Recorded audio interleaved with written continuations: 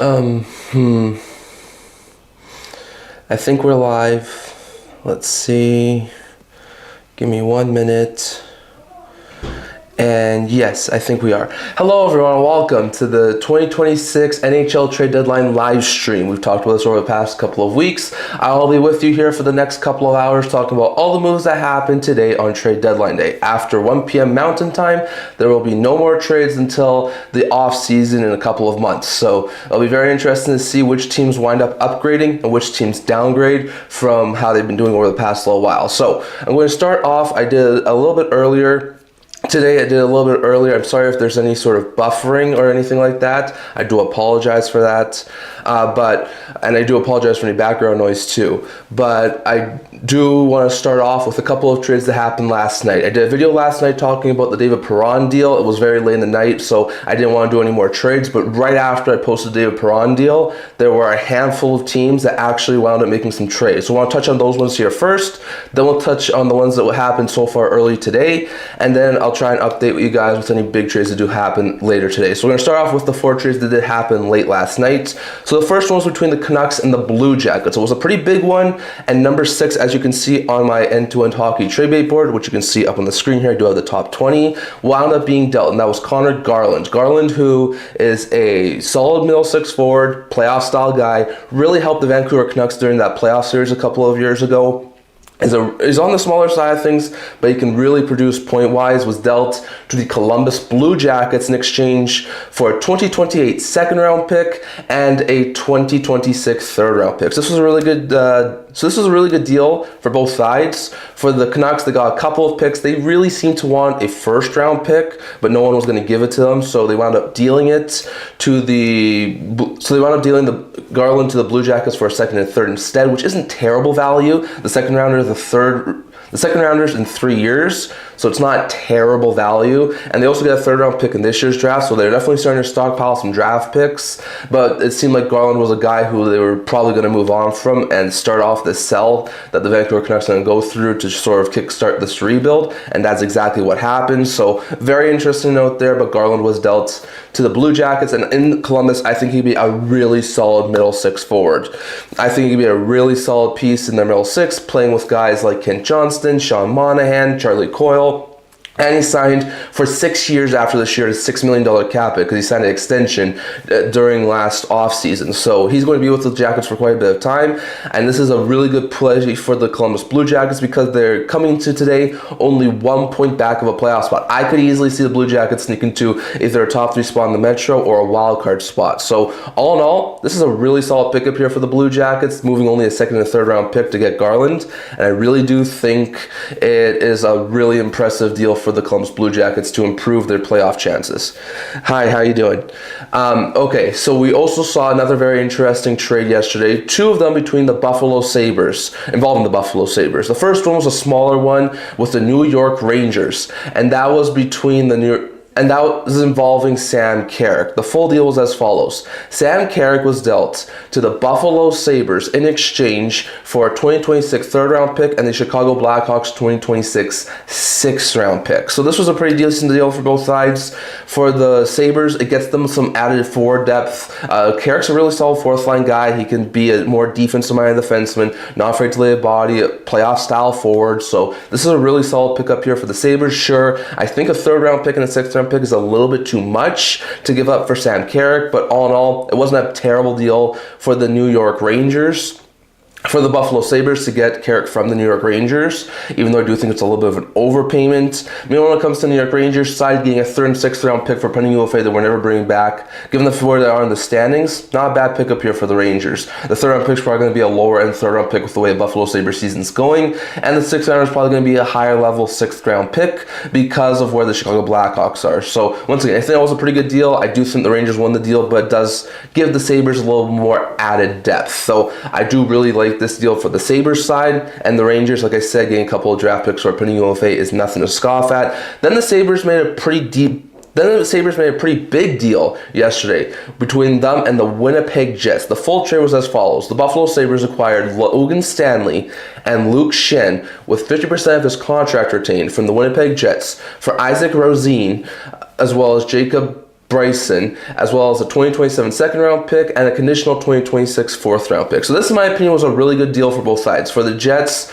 they were able to move off of a couple of pending UFAs. They were never probably bringing back Stanley or Schenn, so getting a couple of pieces back for them is not a half bad pickup here for the Jets. They get Rosine, who was, I think, the 14th overall pick in the 21 or 22 draft. He's gone a couple of stints at the NHL level this year. Looks like a really solid piece for that Winnipeg Jets core going forward. So I really do think this could be a really good pickup here for the Jets to get Rosine. I think he has the future of like at least a middle six, if not top six forward. So maybe he stays in the AHL for another year, but he's going to be a huge piece of that Jets core going forward. On top of that, they get Bryson. I think he's also a pending UFA.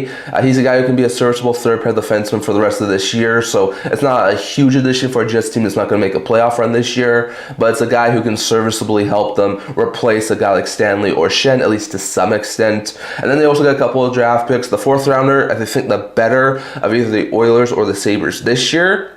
So that's not a bad pickup here. They're going to get a fourth rounder regardless. It's just going to be whether it's the Oilers or the Sabres. And they also get a 2027 second round pick. That's next year's Sabres. We don't know how good the Sabres will be next year. So this could be a really good deal for the Jets, getting a second rounder, a former first rounder who has the really good future, pending UFA defenseman, and a fourth round pick in 2026. Not a bad pickup here for the Jets. When it comes to the Sabres side, last night they got Stanley and Schenn. These are two huge additions for the Buffalo Sabres. Stanley is a monster. I think he's like 6'7" or 6'8". He's having a career year on the blue line. He has some offensive upside, but he's more of a defensive-minded defenseman. He can play on your third pair and really help that team round out that defense. Luke Schenn, he's a veteran. He doesn't put you up a whole bunch of points, but he knows how to defend. Really solid defensive-minded defenseman. I could see them, with the additions they've made, sort of round out their top four by having Stanley play with maybe a guy like Byram on the third pair, Schenn play with Power on the second pair, Samuelson would play with Dahlin on the first pair.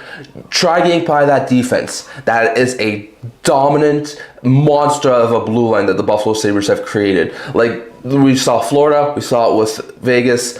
The back end wins championships. Blue lines win championships. And Buffalo, I think, arguably has maybe the best blue line in the entire NHL. Definitely one of the largest, the smallest defenseman, if those are your regular top six on the blue line, is 6'1". So they have a monster of a blue line, and it's going to be hard for any Atlantic Division team to keep up to them. So very interesting note there, but that was another interesting trade we saw yesterday. They got the Sabres a couple of really solid pieces.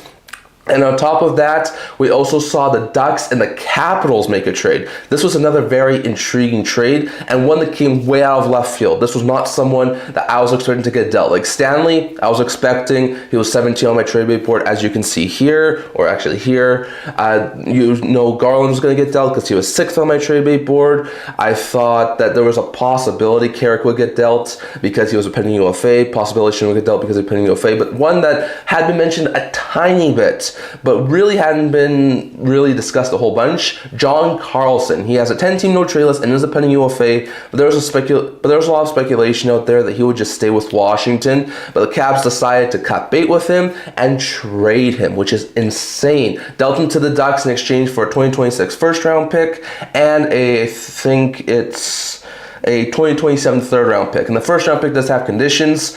If the Ducks miss the playoffs, then they'll give them the 2027 first round pick, and they have until the draft to decide if they give them the 26 first or 27 first. Now, I do believe the Ducks are going to make the playoffs, so it probably will be the 26 first round pick, but this is a massive gamble for the Ducks. Like, sure, you give up a first round pick, sure, you give up a third round pick next year, but Carlson is going to drastically improve that blue line. Like, they already had a couple of vets like Trouba, like Gudas, but Carlson's going to be a top pair, really solid power play type specialist defenseman for this Anaheim Ducks team.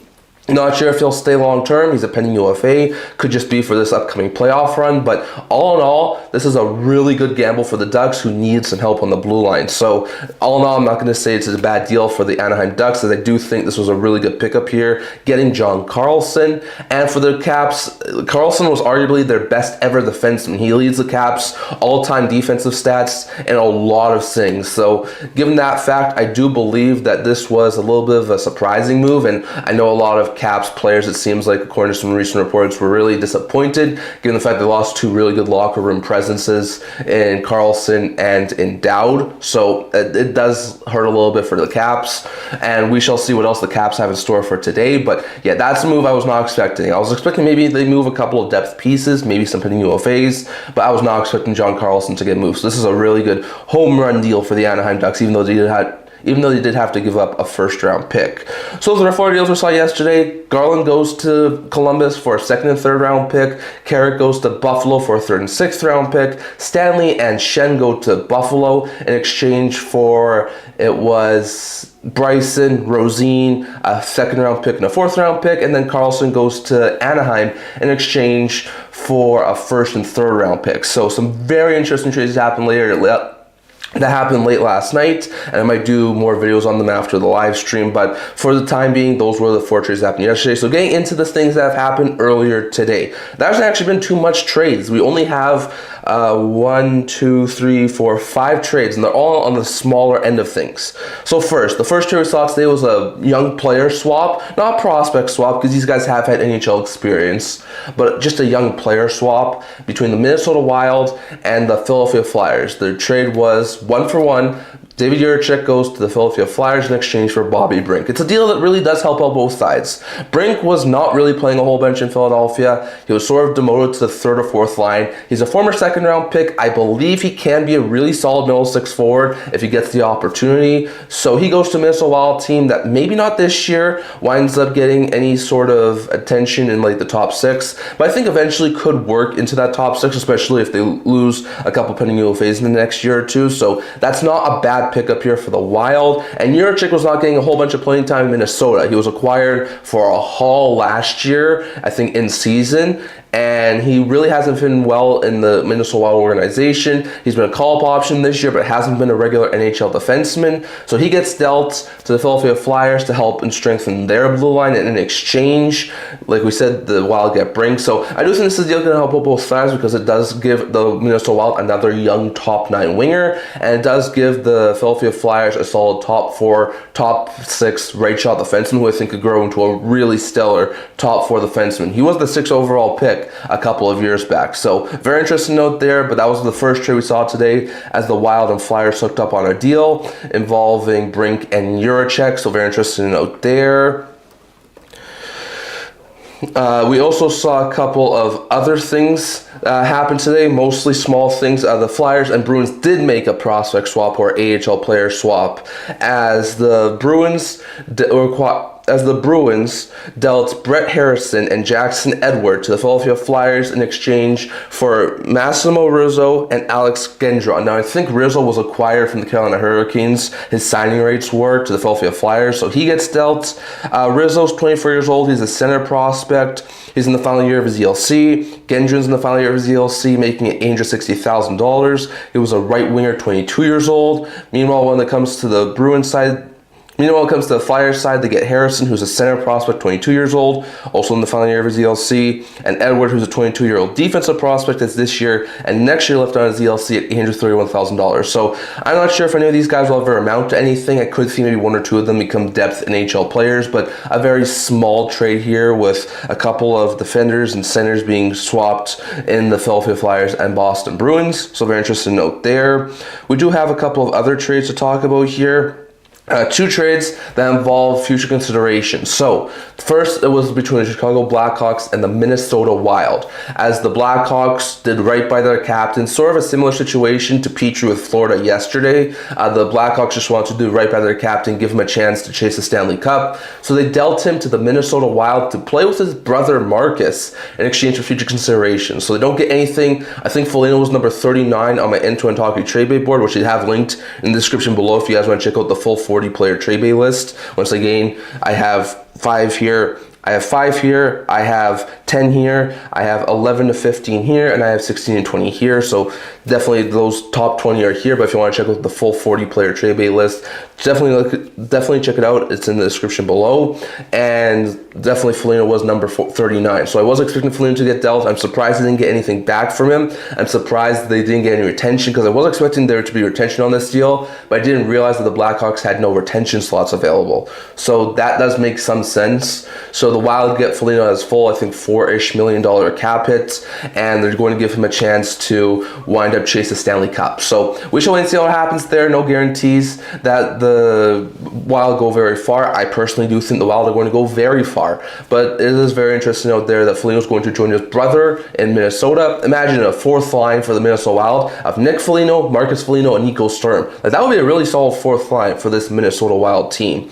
So very interesting out there, but the Hawks do right by their captain, give him a chance to chase the Stanley Cup, and he goes to Minnesota to play with his brother. Another trade that involved future considerations involved the Minnesota Wild, as the Wild acquired future considerations from the Florida Panthers in exchange for Vinny Hinostroza. Hinostroza has been a call-up option this year for the Minnesota Wild. He's called up a couple of occasions. He's not a guy who I think will be a huge piece. The Panthers aren't making the playoffs. He's a pending UFA. So I think this was just to offset the contract slot they had to open up after acquiring Nick Foligno. So it does make a whole bunch of sense. Hinostroza this year had 3 goals and 10 points in 48 games as a serviceable, like, spare forward, fourth line forward was a call-up option. So not a bad pickup here from the Florida Panthers, as they do wind up taking Vinny Hinostroza for future consideration. So once again, nothing too bad there from the Minnesota Wild to acquire Vinny Hinostroza to deal Vinny Hinostroza to the Florida Panthers. And like I said, with Florida potentially dealing guys like Greer or Kunin or Nosek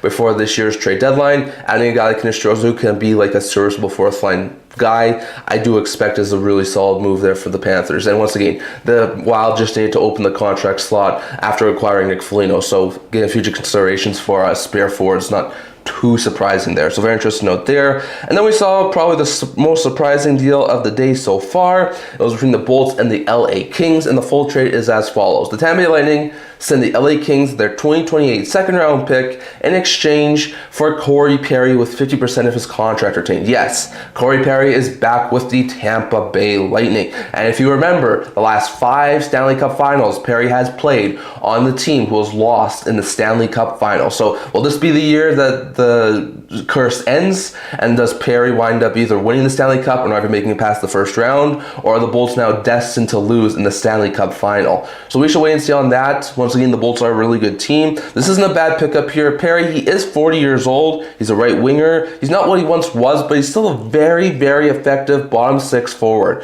He has 11 goals and 28 points in 50 games this year as a 40-year-old forward. So all in all, he's a really good player. He's a gamer. He knows what it takes to win. He'll be a pest to whoever the Bolts play in the playoffs in the first and second round. So I do think this will be a really good pickup here for the Bolts. Does it move the needle, in my opinion, for Tampa? No, but I do think it adds some grit to their game, adds some bottom 6 scoring to their game, and really does help them out all around. So that's a very interesting pickup here. Well, for the Kings, they get a second-round pick. They're stockpiling second-round picks as they did with Fogle yesterday. So they're getting a couple more second-round picks. Not sure what is in store for the LA Kings going forward, but those are some very interesting deals that have happened today. So just a quick recap.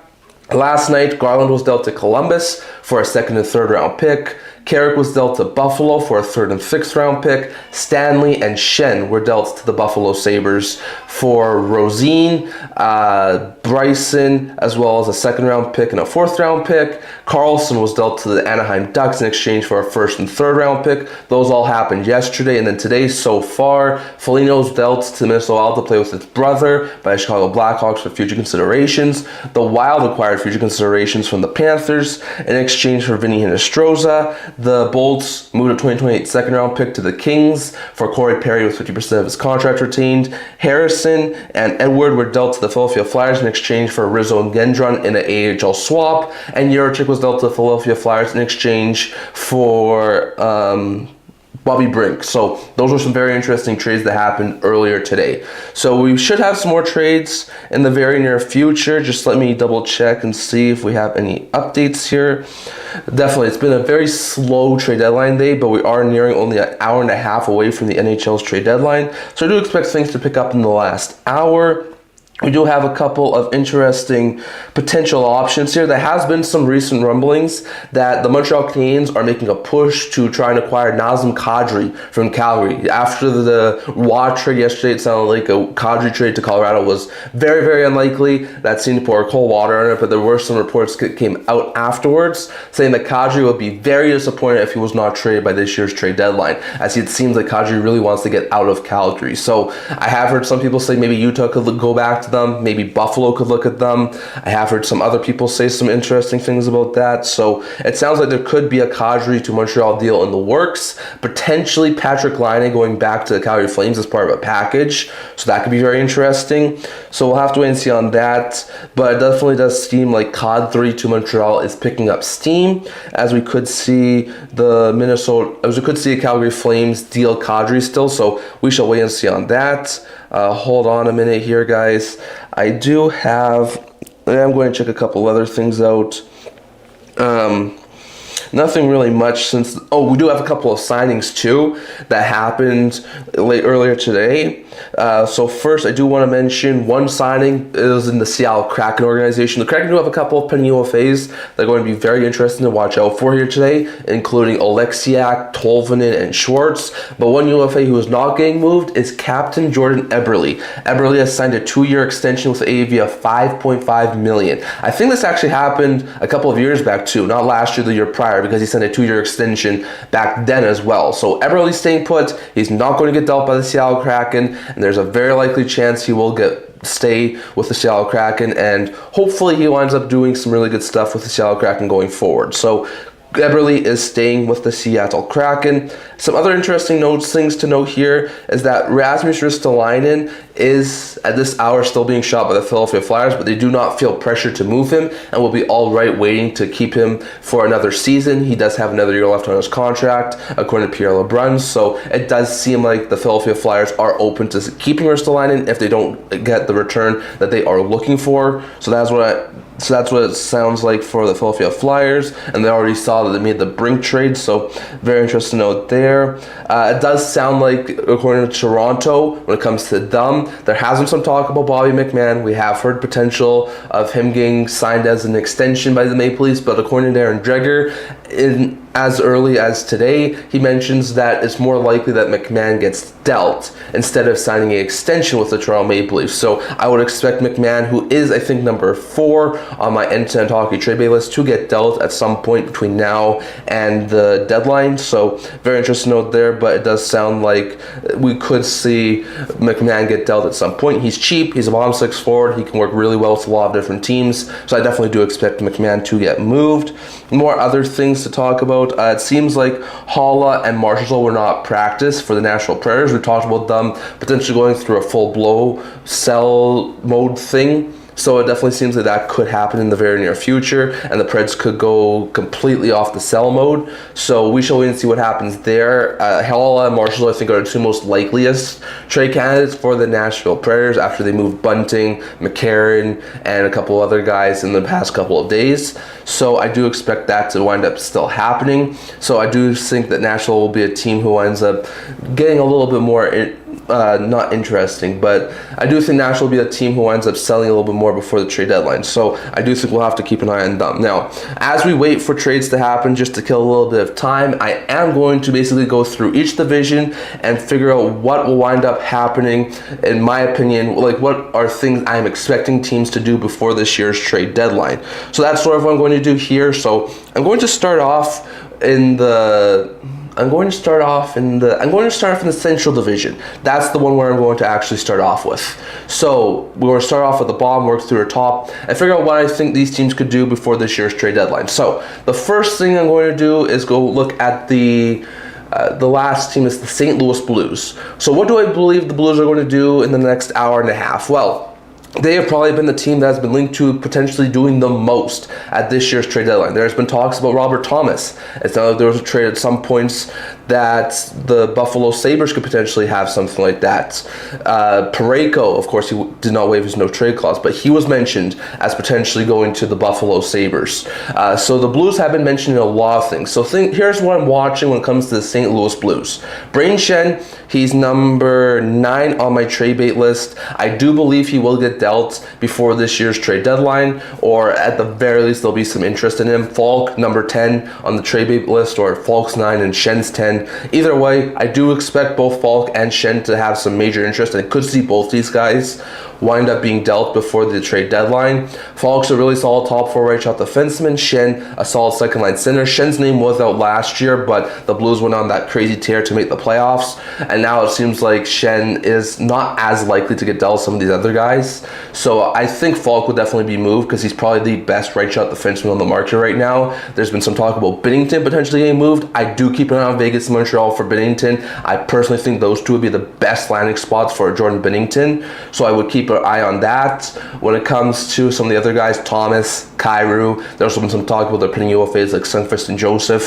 So I do wonder if there's any sort of trades that happen with those guys. I could see Kyrou get dealt. I would love to see him go to Seattle. I've been mentioning that all season long. I think it would be a beautiful fit with the Seattle Kraken. The Ducks, the Mammoths, I think could also have some interest in him. Thomas, the price for Thomas is astronomically high. Sounds like it's at least 3 or 4 top-end picks or prospects or roster players. So I'm not sure if a Thomas deal will get done in the next hour and a half, but it's definitely something I have to watch out for. So I'd keep an eye on St. Louis Blues over the next hour and a half, as I do think there's a very likely chance they will make some moves. Just give me a second here, and then I will discuss the next team.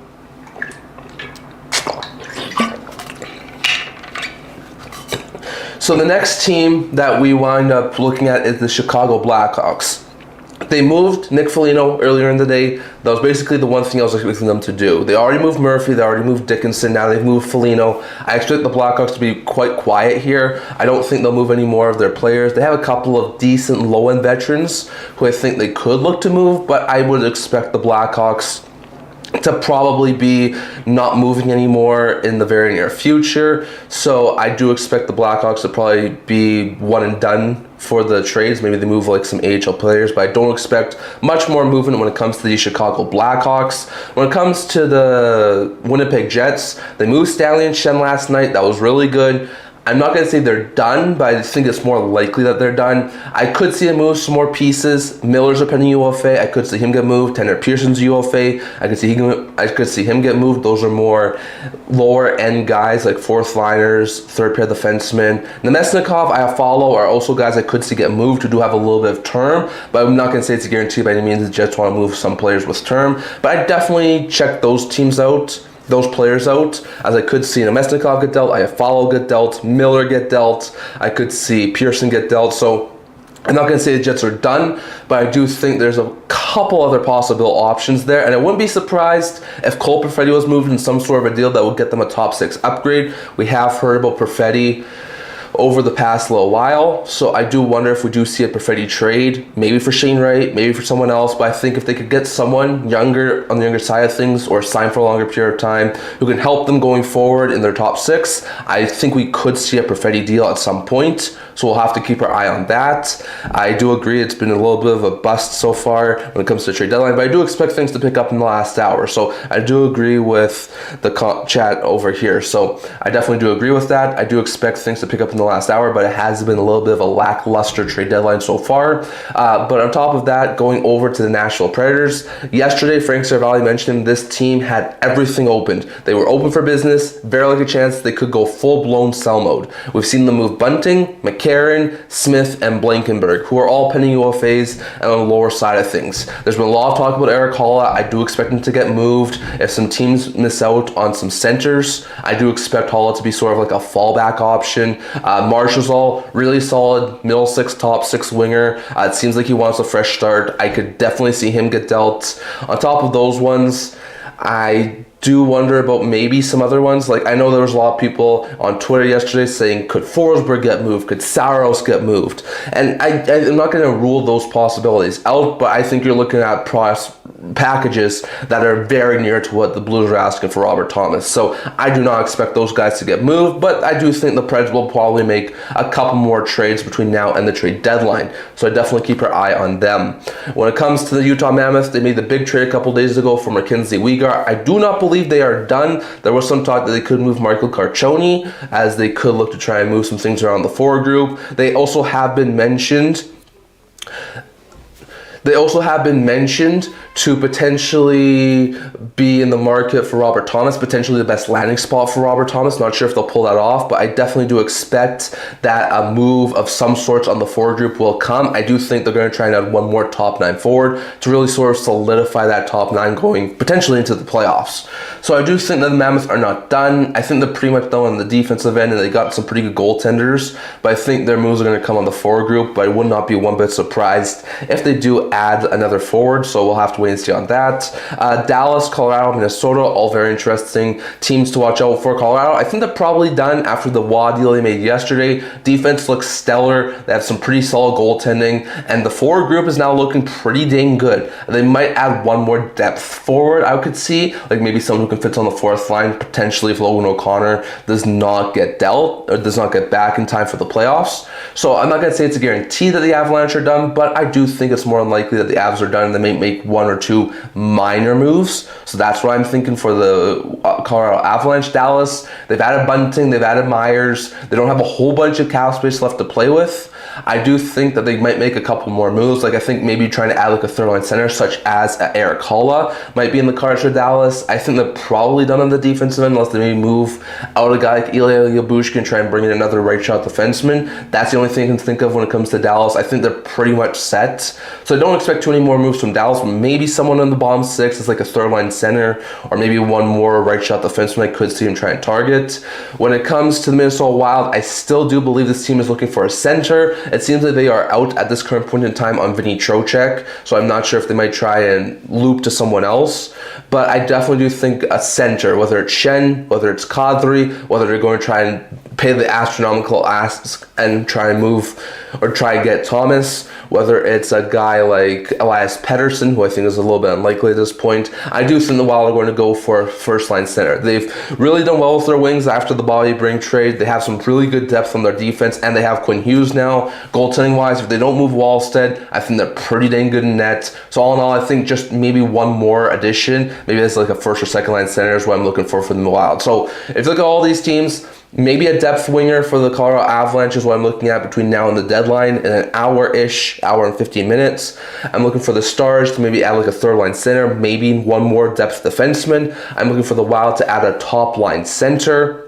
I'm looking for the Mammoths to add one more top 9 forward. I'm looking for the Preds to maybe move off a couple more pieces, Holla, Marchessault, etc. I'm looking for the Blues to move off of Binnington, maybe Schenn, maybe Falk, maybe Kyrou, potentially Thomas, maybe Sundqvist. So I'm expecting some more moves from the Blues. I'm expecting the Blackhawks to probably stand pretty much pat. And I'm expecting the Jets to maybe move off some lower end UFAs like Pearson, like Miller, or maybe some guys with term like Iafallo and Mesnikov, and maybe try and add a young top 6 addition to maybe try and help them for the future. So very interesting note there, but that's sort of where I sit with all the central teams going into the last hour of the trade deadline.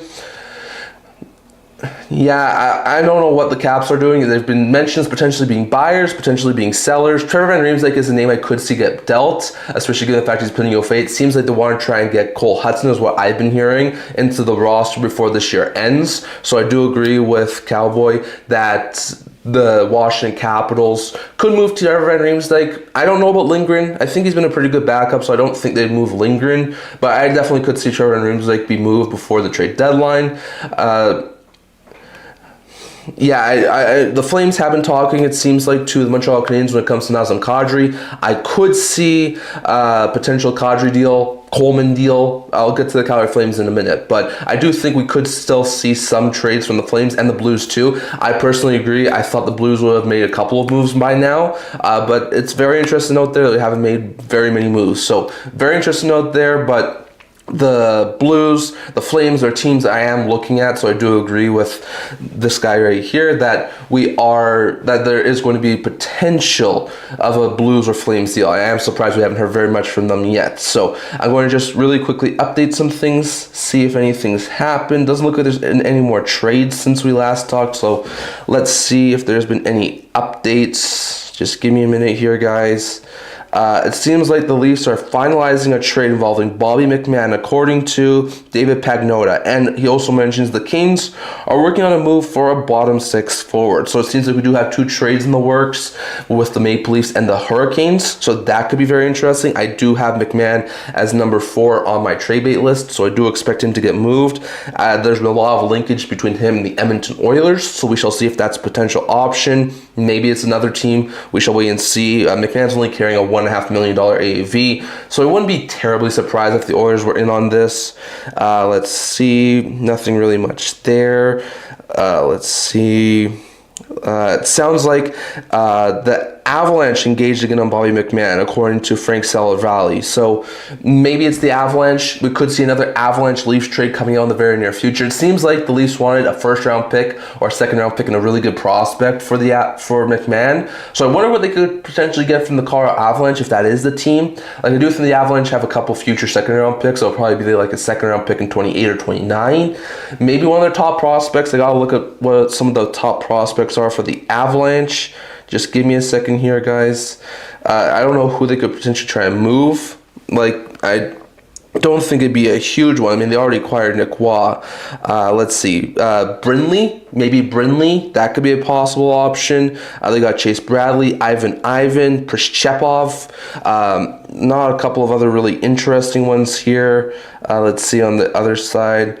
Maybe Gulyayev, the former first-round pick from a couple of years back. That's a possible option. And there's not really a whole bunch of really elite-level prospects from the Avalanche side. So if it is the Avalanche and the Leafs talking about Bobby McMann deal, I do wonder if it's one of those guys I just mentioned potentially being in that sort of a deal. So we shall wait and see on that. But I definitely keep your eye on the Colorado Avalanche as potentially hooking up on a deal with Bobby McMann and the Toronto Maple Leafs.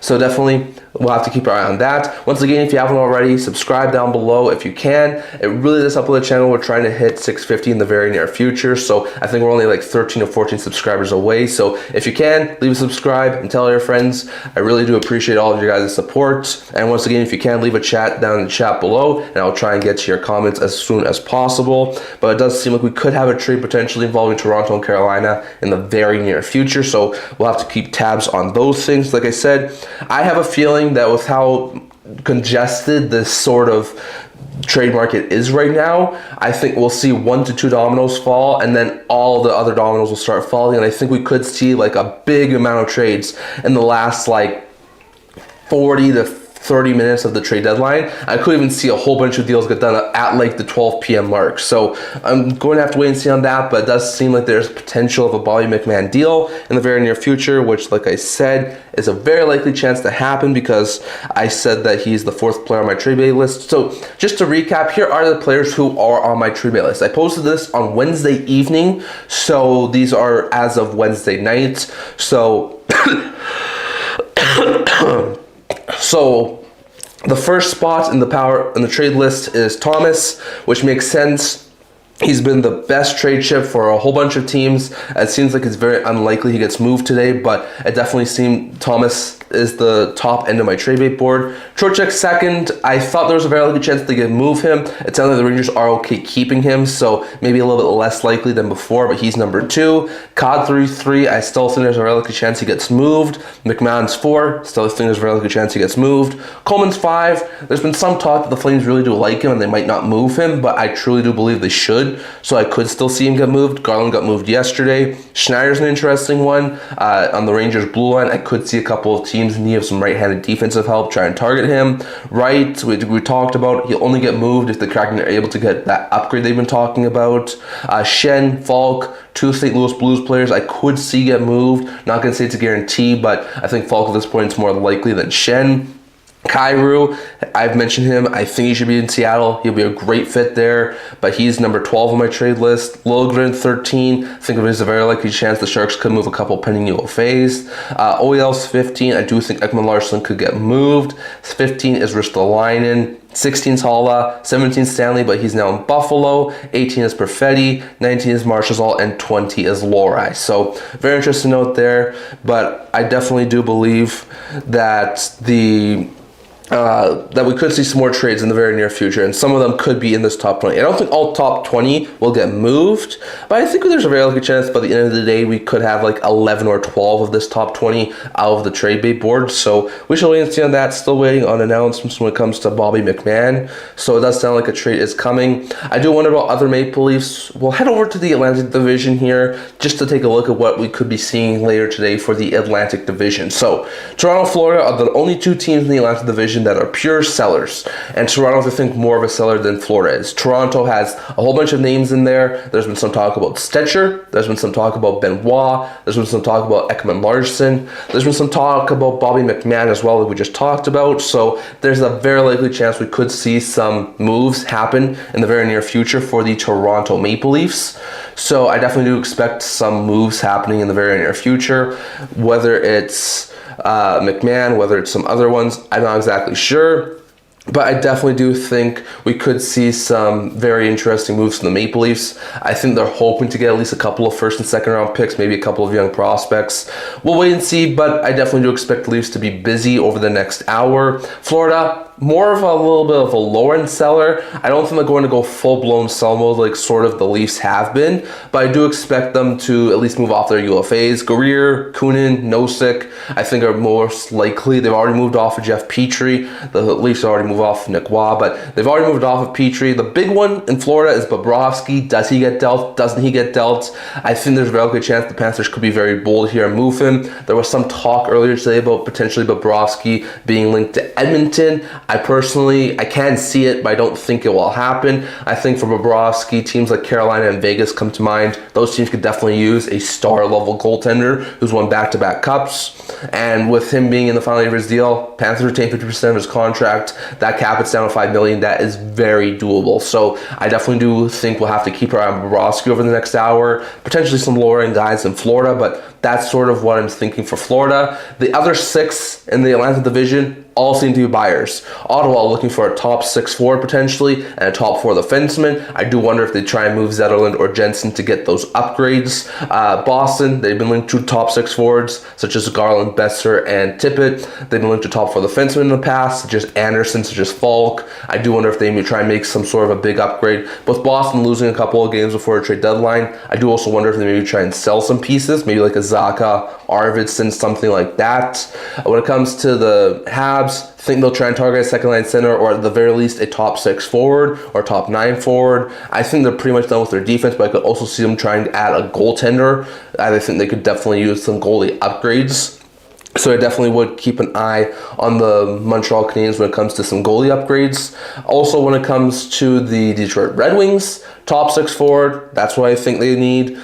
They have a really solid top 6, but I think adding one more piece or second line center would be pretty good for the Red Wings. On top of that, maybe adding another top end defensive player. They've been linked to guys like Anderson and Hughes in the past, so maybe a guy with term, who Yzerman really does like guys with term, so maybe a guy with term could be linked to Detroit. So I definitely think they're also in the market for a top 6 forward and top 4 defenseman. Like we said, Buffalo, they acquired their defenseman yesterday in Stanley and Schenn. I wouldn't be surprised if they were trying to get one more top 9 forward or top 6 forward just to add some more insurance into their forward group, maybe like a veteran or something. That's sort of what I'm thinking when it comes to the Buffalo Sabres. And then when it comes to Tampa Bay Lightning, they've already acquired Corey Perry. I don't think they're going to do too much more. Maybe a top 4 defenseman, maybe another forward, but I think they would have to probably move Oliver Bjorkstrand to make any of those deals happen.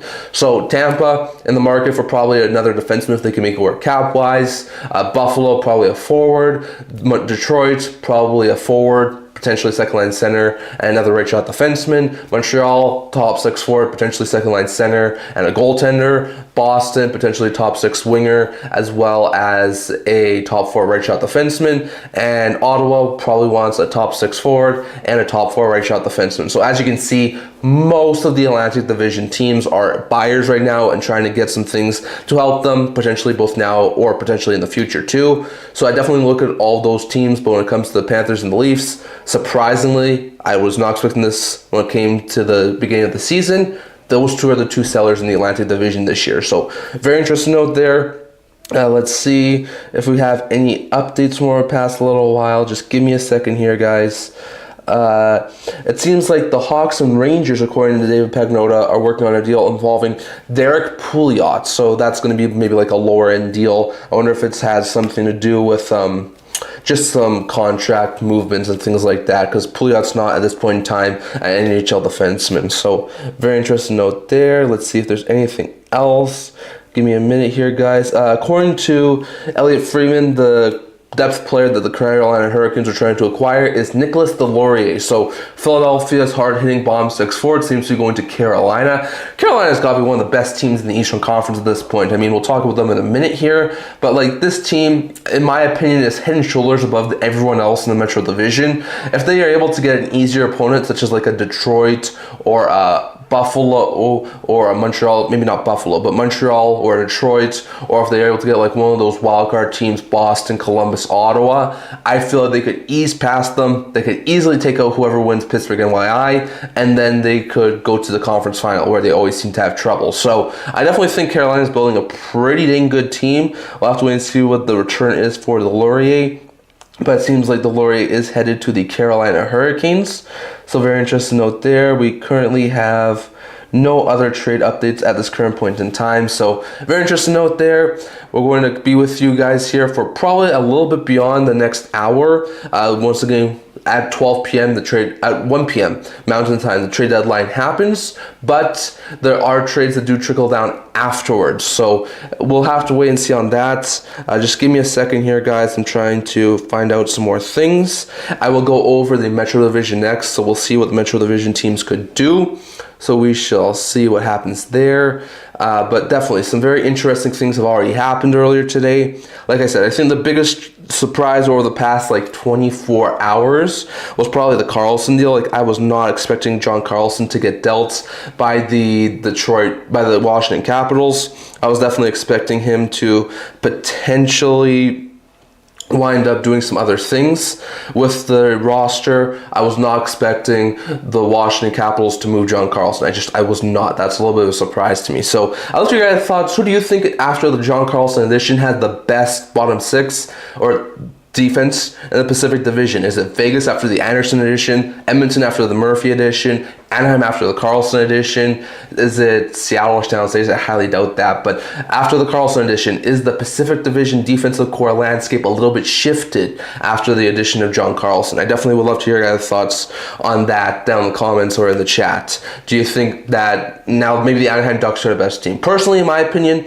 I think the Anaheim Ducks are the best team in the Pacific Division. The Knights and Oilers are both flawed. I know the Oilers have gotten some really good additions like Murphy, like Dickinson, like Doc. I know the Knights added Anderson and Dowd and Smith. I just personally think both these teams are older. They're also not wary, but they're worn out after all of the recent runs that they've been on. I personally do think that the two teams in the Knights and the Oilers are not as good as they were once. As they once were. So I definitely do think they're not as good. So I think that this is a prime opportunity for the Anaheim Ducks to take a step forward this year. Like I think if they were in a 7-game series, I could see the Ducks beat the Oilers. I could see the Ducks beat the Knights. So we'll have to wait and see on that. I also think that the Utah Mammoth, if they wound up winning the draw to go into the Pacific side, they could also beat any one of those other teams. So I think the power dynamic shifting in the Pacific Division, and I don't think that the Knights and Oilers, with the way they've been playing recently, are going to be teams who go far this year. I think it most likely will be Anaheim, potentially Utah, if they wound up winning that draw to go into the Pacific Division. So we're going to have to wait and see on that, but I definitely think this Carlson edition really does improve the Anaheim Ducks team, and I really do think that it strengthens that team to the point where I could see them go very far this year in the playoffs. If they are able to knock out the Utah Mammoth, I could definitely see them go very, very far. Imagine the Ducks win the Pacific Division, and then the Oilers play the Knights in the first round. That would be very interesting to watch. Imagine the Knights and the Oilers both get goalie upgrades. Like, I don't think it's very, very likely, but like, let's say Ottawa or Vegas gets Binnington and Edmonton gets Bobrovsky. That was going to be game changers. So we shall wait and see what happens. We're now under an hour away from the NHL's trade deadline, so we shall wait and see what other moves happen between now and 1 p.m. Pacific or 1 p.m. Mountain Time. So we should wait and see what happens there. But we do have some very interesting news. It sounds like Deslauriers is going to Carolina right now, but we have to wait to see what the package is. It sounds like McMahon's getting traded potentially to Colorado Avalanche. So we'll have to wait and see on that. Sounds like the Rangers and Hawks are potentially working on a Derek Pouliot trade. So we should wait and see on that. But there are some things in the works. I do expect at least 3 or 4 big trades to happen between now and that trade deadline. There's always that one that surprises you. Like a couple of years ago, the trade deadline, it was Hurdle. I was shocked by that one. Last year, I can't remember exactly which one it was last year, but I know there was another 1 or 2 trades that just completely shocked me. So I don't know exactly what will wind up happening between now and then, but I definitely do expect that we are going to see some more interesting trades over the next little while. So definitely don't forget to stay tuned. We're going to go over the Metro Division next, so just give me a second here while I try and figure out what happens with... Just give me a second here while I try and figure out what else is happening right now. So just give me 1 quick minute here while I figure out what other things are happening. And once again, I'd love to share your guys' thoughts in the chat below on the 4 trades that happened yesterday, or all the 11 trades that happened yesterday, and the trades that have happened so far today. Who do you think's improved the most since over the last like 48 hours? And who do you think's actually gone worse? Love to hear your guys' thoughts in the chat below while I figure this out. All the moves on deadline. Okay, so we do still have some very interesting potential trades here, like we talked about just a little while ago. McMahon's potentially getting moved. Deslauriers potentially getting moved. We just went through the Pacific or the Central and the Atlantic divisions as what could potentially happen between now and the trade deadline. So we will have to wait and see if there's any more things that come out over the next little bit. So definitely don't forget to stay tuned for that. Once again, I'll be with you here. It's only 57 minutes until the trade deadline. There are trades that trickle down after the trade deadline ends, so I'll probably be with you guys here until 1:30, between 1:30 and 2 o'clock Mountain Time. So that's how long I'll be here for. So probably about another at least hour and a half. So very interesting note there. I do apologize for any background noise that is there, so I do apologize for that. But like I said, very interesting things that are happening here. Just give me a second to see if we have any updates. We do have some updates when it comes to waivers. There were, I think, 8 players placed on waivers yesterday. That was Cole Reinhardt and Alex Holtz in Vegas, Douglas in Tampa, Joseph in St. Louis for purpose of contract terminations, Wilson, who just signed a contract in Philadelphia, and then Saiplikov, Dodonov, and Glendening in New Jersey. Updates, Vancouver has claimed Curtis Douglas, Philly claims Luke Glendening, and Florida claims Cole Reinhardt. So I don't think it's too much surprise. Douglas was claimed at the beginning of the season from Utah by the Tampa Bay Lightning. So Vancouver gets themselves a really solid bomb 6, tough to play against forward. We'll see if he winds up going forward, becoming a really solid piece of that Vancouver Canucks bomb 6. The Philadelphia Flyers add Glendening. Not a bad pickup here for the Flyers. Very likely chance that they're going to lose Deslauriers. So given that fact, adding a solid bomb 6-4 like Glendening, who can easily replace him in the bomb 6, is not half bad. And the Florida Panthers getting Cole Reinhardt. This is another sneaky sort of good addition. Sort of like the signing of Cole Schwind in last year's offseason. I really do feel like Reinhardt could be a really solid pickup here for the Florida Panthers. Now you've got a Reinhardt and a Reinhardt in a Florida Panthers team. So very interesting note there. But the Panthers have added Cole Reinhardt. The Flyers have added Luke Glendening. And the Panthers and the Canucks have added Curtis Douglas off of waivers. So that does mean that Alex Holtz in Vegas, Garrett Wilson in Philadelphia, Saiplikov and Dodonov in New Jersey all cleared waivers, and Joseph was placed on waivers for purpose of contract termination. So now he's a UFA and he can sign wherever he wants, but he has to sign before 1 p.m. Mountain Time if he wants to play in the playoffs. So very interesting note there. It does sound like, according to Pagnota, Lawton Delorier is going to Philadelphia. According to some recent things, there's been some linkage of Bobby McMann to the Oilers, as we've talked about. There's also been some linkage of Lawton to the Seattle Kraken. So Lawton's been linked to Seattle. We'll see if anything comes from that. I do expect Seattle to do something. I'm hoping they do something, but I'm hoping it's something big, like a addition of a guy like Jordan Kyrou or Brayden Schenn, or just something that really improves that top six, because Seattle's barely holding down the playoff spot, and they are not getting any offense from anywhere. So adding a top 6 forward, I think, would be huge for the Seattle Kraken. I don't think Lawton moves the needle, so I don't think or hope they go after Lawton, but I do hope they go after someone. So we should wait and see on that. According to some more reports, maybe the Sabres and Flames could pick up on a deal involving maybe like a Lomberg or a Kadri, so we should wait and see on that. I do wonder if Buffalo maybe tries to target one of those other top-end centers after missing out on Thomas, whether it's like a Kadri or Trochek or Schenn. I do wonder. The Schenn would be interesting, because remember, Luke Schenn was dealt to Buffalo yesterday, so having both Schenn brothers will be very interesting in the Buffalo Sabres organization, and there has been mention in the past that the Schenn brothers would like to play together at the NHL level. So I do wonder if we maybe see a Brayden Schenn deal at some point, potentially to Buffalo. Like, I think that could be one, maybe like their plan B or plan C, so we shall wait and see on that. But definitely does seem like it's still a slow pace right now when it comes to potential news.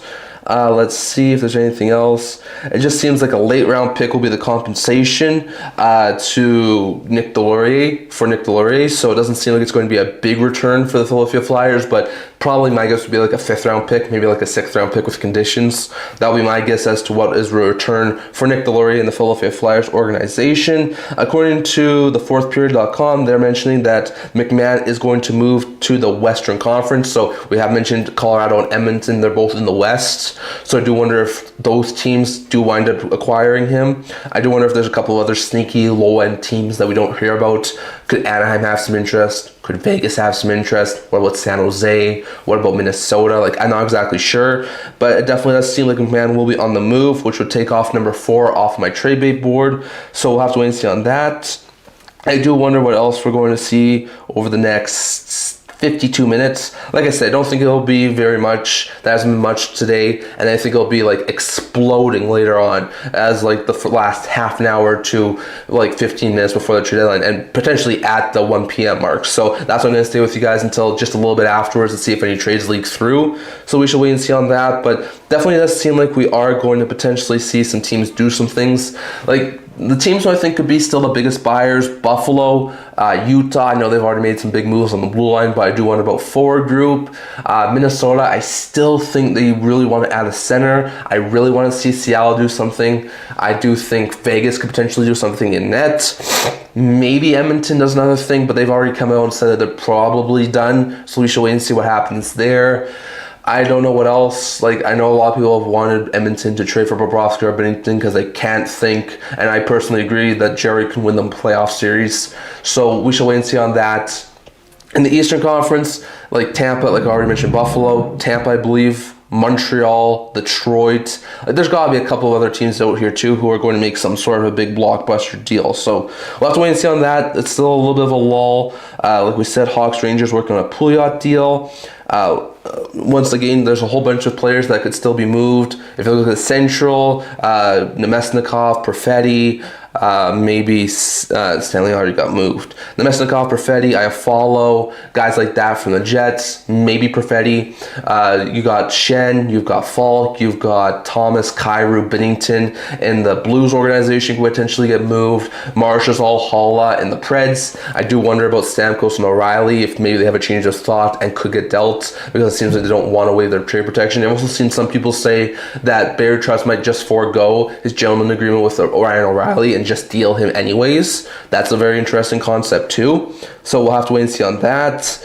There's a couple of different options in the Central Division. In the Pacific, when it comes to potential trade chips, you're looking at one of the Sharks' blue liners, like a Ferraro, a Liljegren, maybe Klingberg, Desharnais, something like that. You're looking at from Vancouver, Kane, Bluger, maybe one of their veterans that have been linked, like a DeBrusk, like DeBrusk, Pedersen, Besser. Maybe those seem more like off-season moves, but those guys have also been linked. Kadri, Coleman, and the Kings seem to be in sell mode right now too, so I wonder if they have anyone from there. I do wonder if there's anything else we could see from the eastern side, like I talked about Bobrovsky, some of the Panthers pending UFA defenseman.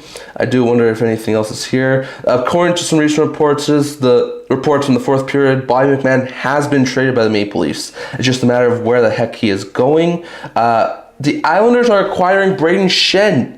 Okay, according to Elliot Friedman, there is momentum picking up to an Islanders and Blues deal involving Brayden Schenn. So I have talked about this. I just mentioned some of the central teams, and I did say that Schenn was a possibility. He's number 9 on my trade bait board. So it seems like Schenn is going to the Islanders. The sell-off for the Blues finally happening. This seems like a very good pickup here for the New York Islanders. They have Horvat, they have Barzal, but they sometimes like playing one of those guys on the wing on the top line. So if you have one of those two be your center for the first line, and you have Schenn be your center on the second line, like that's a really solid center group. And then you have Pajot as your third line center, and you have Zizekas as your fourth line center. Like I could see the Islanders go pretty far this year. I don't know if they get past Carolina, if they make it past the Penguins in round 1. But yeah, the Islanders have had a really good season. The Schaefer story is absolutely fantastic. First 18-year-old defenseman to 20 goals is just absolutely insane.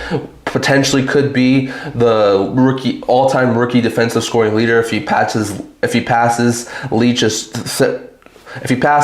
23 goals, which I think is a possibility given the fact we're still 20 games away from the end of the season. So like the Schaefer story has been great. It is really carried momentum for the Islanders. Now Lambrell's gone, they're making moves, and I really do like this. I have to see what the return is, but Schenn to the Islanders is going to be very, very interesting. Sounds like it's going to be a very interesting trade here. Like I said, it will strengthen them. I do wonder what the return is. There's been some talk about a lot of teams wanting Kashawn Aitchison from the Islanders. I don't think he'll be a part of this deal. He's too valuable of a piece for the New York Islanders, but it definitely does look like it's a very interesting potential option here for Schenn and the Islanders. We'll see if there's any other news here that could potentially be breaking. Let's see. Yeah, so at this point in time, it just seems like Schenn is the one player that seems to be potentially being talked about. So it seems like we have a Delorier trade, McMahon trade, and a Schenn trade all in the works. So yeah, according to the Amico, there were a lot of eyes on Thomas and on Kyrou potentially being targeted by the New York Islanders, as there's been a lot of talk about those two guys potentially being the guys who the Islanders try and go after, but it seems that they pivoted here and going after Schenn. So that could be a really good addition here for the New York Islanders. Like I said, it really strengthens them down the middle. Hold on here. Hold on. We do have, it seems like a couple of trades coming down, but it's going to be very interesting last 45 minutes before this year's trade deadline. So, like I said, it's a very interesting deal. I have to see what the return is before I grade it. So it does sound like that is a possibility, but it definitely does seem like that trade is coming. McMahon is getting dealt to a Western Conference team. Delorier is getting dealt to the Carolina Hurricanes. The Rangers and Hawks are working on a Pouliot deal that we just haven't found out the sort of details yet. So we have to wait and see on that. But it does seem like deals are coming in the very near future. Just hold on a sec here as I just send this chat out. So very interesting note there. I do like this deal for the New York Islanders. I wonder if it involves one of the first round picks, because they do have the Avalanche's first round pick thanks to the Brock Nelson deal last year. So I do wonder if maybe it's like a Avalanche first round pick or Islanders first round pick, because both are probably going to be in the late end of it. So very interesting note there. I do think we could get some more deals happening in the very near future. Just waiting for any sort of updates. The Capitals are acquiring Timothy Liljegren. So Liljegren, who is just give me a second here. Liljegren, who's number 13 on my end-to-end hockey trade bait list, seems to go into Washington. So even though they've made some massive additions in Carlson and Dowd, the Caps are going for a little bit of a buyer's ad here, trying to add Liljegren from the Sharks. We talked about the Sharks. They have like 5 pending UFA defensemen, so they were going to be heavily looking to try and move off some of their pending UFA defensemen. So they were going to try and move off some of their pending UFA defensemen. There's been some talk about Liljegren, some talk about Ferraro, some talk about Klingberg, Desharnais. So there's a couple of interesting options there that the Sharks could potentially move, and they wound up moving Logren, which seemed to be the most likely of their pending UFA defensemen to get moved. So not a bad pickup here for the Caps. Logren, he's a defensive-minded defenseman. He's not what he once was in Toronto. Definitely didn't have a great stint in San Jose, but he's still a guy who has a pretty good slap shot, who can put up a couple of goals, more of a defensive-minded defenseman, but can put you up some offense. I do think he's not as good by any means as John Carlson, but I do think that he could fit pretty well in like either the second or third pair for that Washington Capitals team. And I do think this could be a really good pickup here for the Caps. Once again, we'll have to wait and see what the return is, but it does seem like Lilligren is going to the Washington Capitals. So very interesting note there. We're still waiting on any other updates here when it comes to potential trades. It seems like, there's a trade between the Red Wings and the Penguins, according to Elliot Friedman. This is a very interesting one. Elmer Soderblom, who's actually been a pretty decent bomb six forward this year with the Detroit Red Wings, is going to the Pittsburgh Penguins and for a third-round pick in the 2026 draft. This is another great piece of pickup here for Kyle Dubas. He loves trading these second and third-round picks into young players. Soderblom, he's starting to get into the NHL. He's gotten into the NHL the past couple of seasons. Not a regular NHLer up until the past 1-2 seasons, but he's a guy who's a bigger body guy. He can put you up. He plays that rough style game. He'll be a very good asset in the playoffs. Maybe just the fourth liner for the Pittsburgh Penguins. And he's not only a guy that can help them this year. He's not pending UFA. He can help them in the future as well, which is sort of like the same thing that the Igor Chinnikov deal did for the Columbus Blue Jackets. So very interesting note there. I like this deal for the Pittsburgh Penguins. For the Red Wings, I do wonder if they have something bigger in mind, because they have talked about the fact that they could be looking for a top 6 forward and a top 4 defenseman. So maybe adding that third-round pick could help them in another deal. I do think that Soderblom was maybe a little bit boxed out of the top 9 for the Detroit Red Wings, but still, it wasn't a bad deal there for the Red Wings. So Soderblom, I like this pickup here for the Penguins. It sounded like that was going to be the only way the Penguins were going to make a whole bunch of trades, as if the Pittsburgh Penguins were able to get someone who winds up being a younger place who can help them now and in the future, and that's exactly what happened. So very interesting note there, but it does seem like the Pittsburgh Penguins are going to be acquiring Elmer Soderblom. Yep, that deal is official. So it's going to be a 2026 third-round pick that goes to Detroit. It is the San Jose Sharks. So that could be a deal that's in the middle of the third round. So I do personally believe that the Penguins win this deal. I think a third-round pick for Soderblom is quite good value, but I do think Soderblom has the potential to be a really hard power forward type player to play against. Very hard to play against power forward type player in the future. So, and I think this could be a deal that also helps them now going to the playoffs. So I definitely do think that the Penguins win the Soderblom deal. So I'd love to hear your guys' thoughts in the chat. If you guys think that the Penguins win the Soderblom deal, the Red Wings win the Soderblom deal, or is this a win-win deal? So I'd love to hear your guys' thoughts on that in the comment section below. And if you think this is a win for the Penguins or a win for the Red Wings. So definitely love to hear your guys' thoughts on this. But definitely, I do think this is a really good deal here for the Red Wings. So Red Wings acquire a 2026 third-round pick from the Pittsburgh Penguins. It's the San Jose Sharks. And in exchange, the Pittsburgh Penguins acquire Elmer Soderblom. So not a bad pickup here for the Detroit Red Wings or the Pittsburgh Penguins for that matter. And I do think these sorts of deals are what Kyle Dubas wants to do. He wants to try and make this team younger now, in the not in the future, but for players who can help them now. So he'll take picks like we saw with a couple of other trades he's made, but he also wants to try and help this team grow for the future beyond the Crosby years. So very interesting note there, but definitely does seem like that's a very interesting trade. Once again, it sounds like Schenn's heading to the New York Islanders and Lilligren to the Washington Capitals. Once again, pending any sorts of trades. It's apparently a conditional 7th-round pick that gets dealt to the Philadelphia Flyers in exchange for Nick Delorier. So that's not a bad pickup here for the Canes and the Flyers.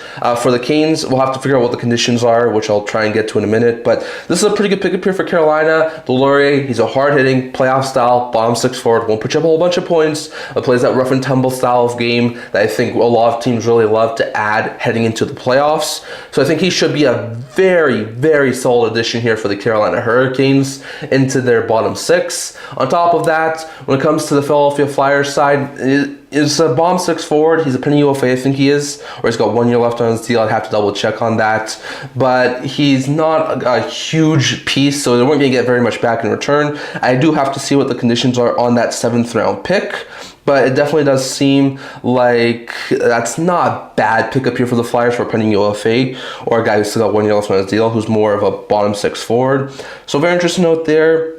According to Pagnota, the Islanders and Blues have been in talks for a while on multiple guys, and it says that Schenn is the guy. He says it's not done yet. There's still some work to be done, but it's getting there. So it does seem like a Braden Schenn deal is happening in the very near future. So we should wait and see on that. According to some more reports, it seems like McMahon's heading out to the West, but there's still no concrete update as to what the return is or which team's going to get McMahon.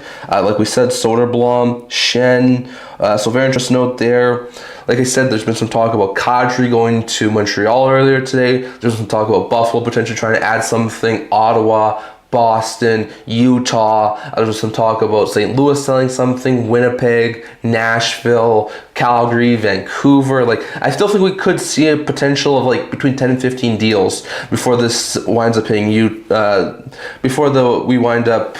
I do think we could hit 10 to 15 more deals before the trade deadline ends.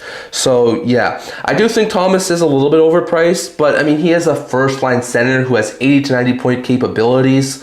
So, like, he signed for a long period of time, too. That's the sort of player you want to build your team around. So, I do agree with Peter that he's a little bit overpriced, especially if they want 4 first-round equivalent things. But, I mean, like, he's a huge piece of that Blues team. So, I could see this sort of a deal be revisited in the offseason.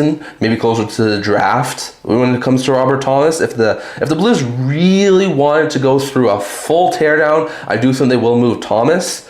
But I do agree, the price tag does seem a little bit overpriced. The last I heard about Thomas, I haven't heard much about him today. And yesterday it sounded like Utah might loop back around and try and acquire him again. So that's very interesting, but it seems like at this point in time, it's more than likely that Thomas won't get moved. Parayko's not getting dealt. It sounds like he won't waive his no-trade clause anymore at this point in time either. So it sounds like Schenn's going to the Islanders. When it comes to St. Louis, I'd be keeping an eye on Binnington in the last half an hour. I'd be keeping an eye on Kadri in the last half an hour. I think those two, besides Schenn, are probably the most likeliest to get dealt. I think Binnington to a team like Vegas or Montreal could be a really good addition. And I think Kadri to a younger team, I personally would love to see him in Seattle, but maybe like a Utah or an Anaheim or Montreal could also have some interest in Kadri. So very interesting note there, but I do think we still see a couple more deals from the Blues, and I definitely do think that's a possibility. Once again, Logren to the Washington Capitals, so it seems like that's a deal that's going to come in the very near future. Give me a minute here, guys. It doesn't seem like there's any sort of other updates at this point. Blues Schenn, Logren to the Caps. Yeah, it definitely seems like there's some very interesting ones here. Pouliot to the Blackhawks. Yeah, once again, if you didn't hear me before, we do have a couple of waiver announcements. Cole Reinhardt, different spelling than Sam Reinhart, was acquired off of waivers by the Florida Panthers, so you now have 2 Reinhardts in Florida. You do have the Vancouver Canucks acquiring Curtis Douglas, and you do have the it was the Philadelphia Flyers acquiring Luke Glendening after trading Nick Deslauriers. So some very interesting waiver claims.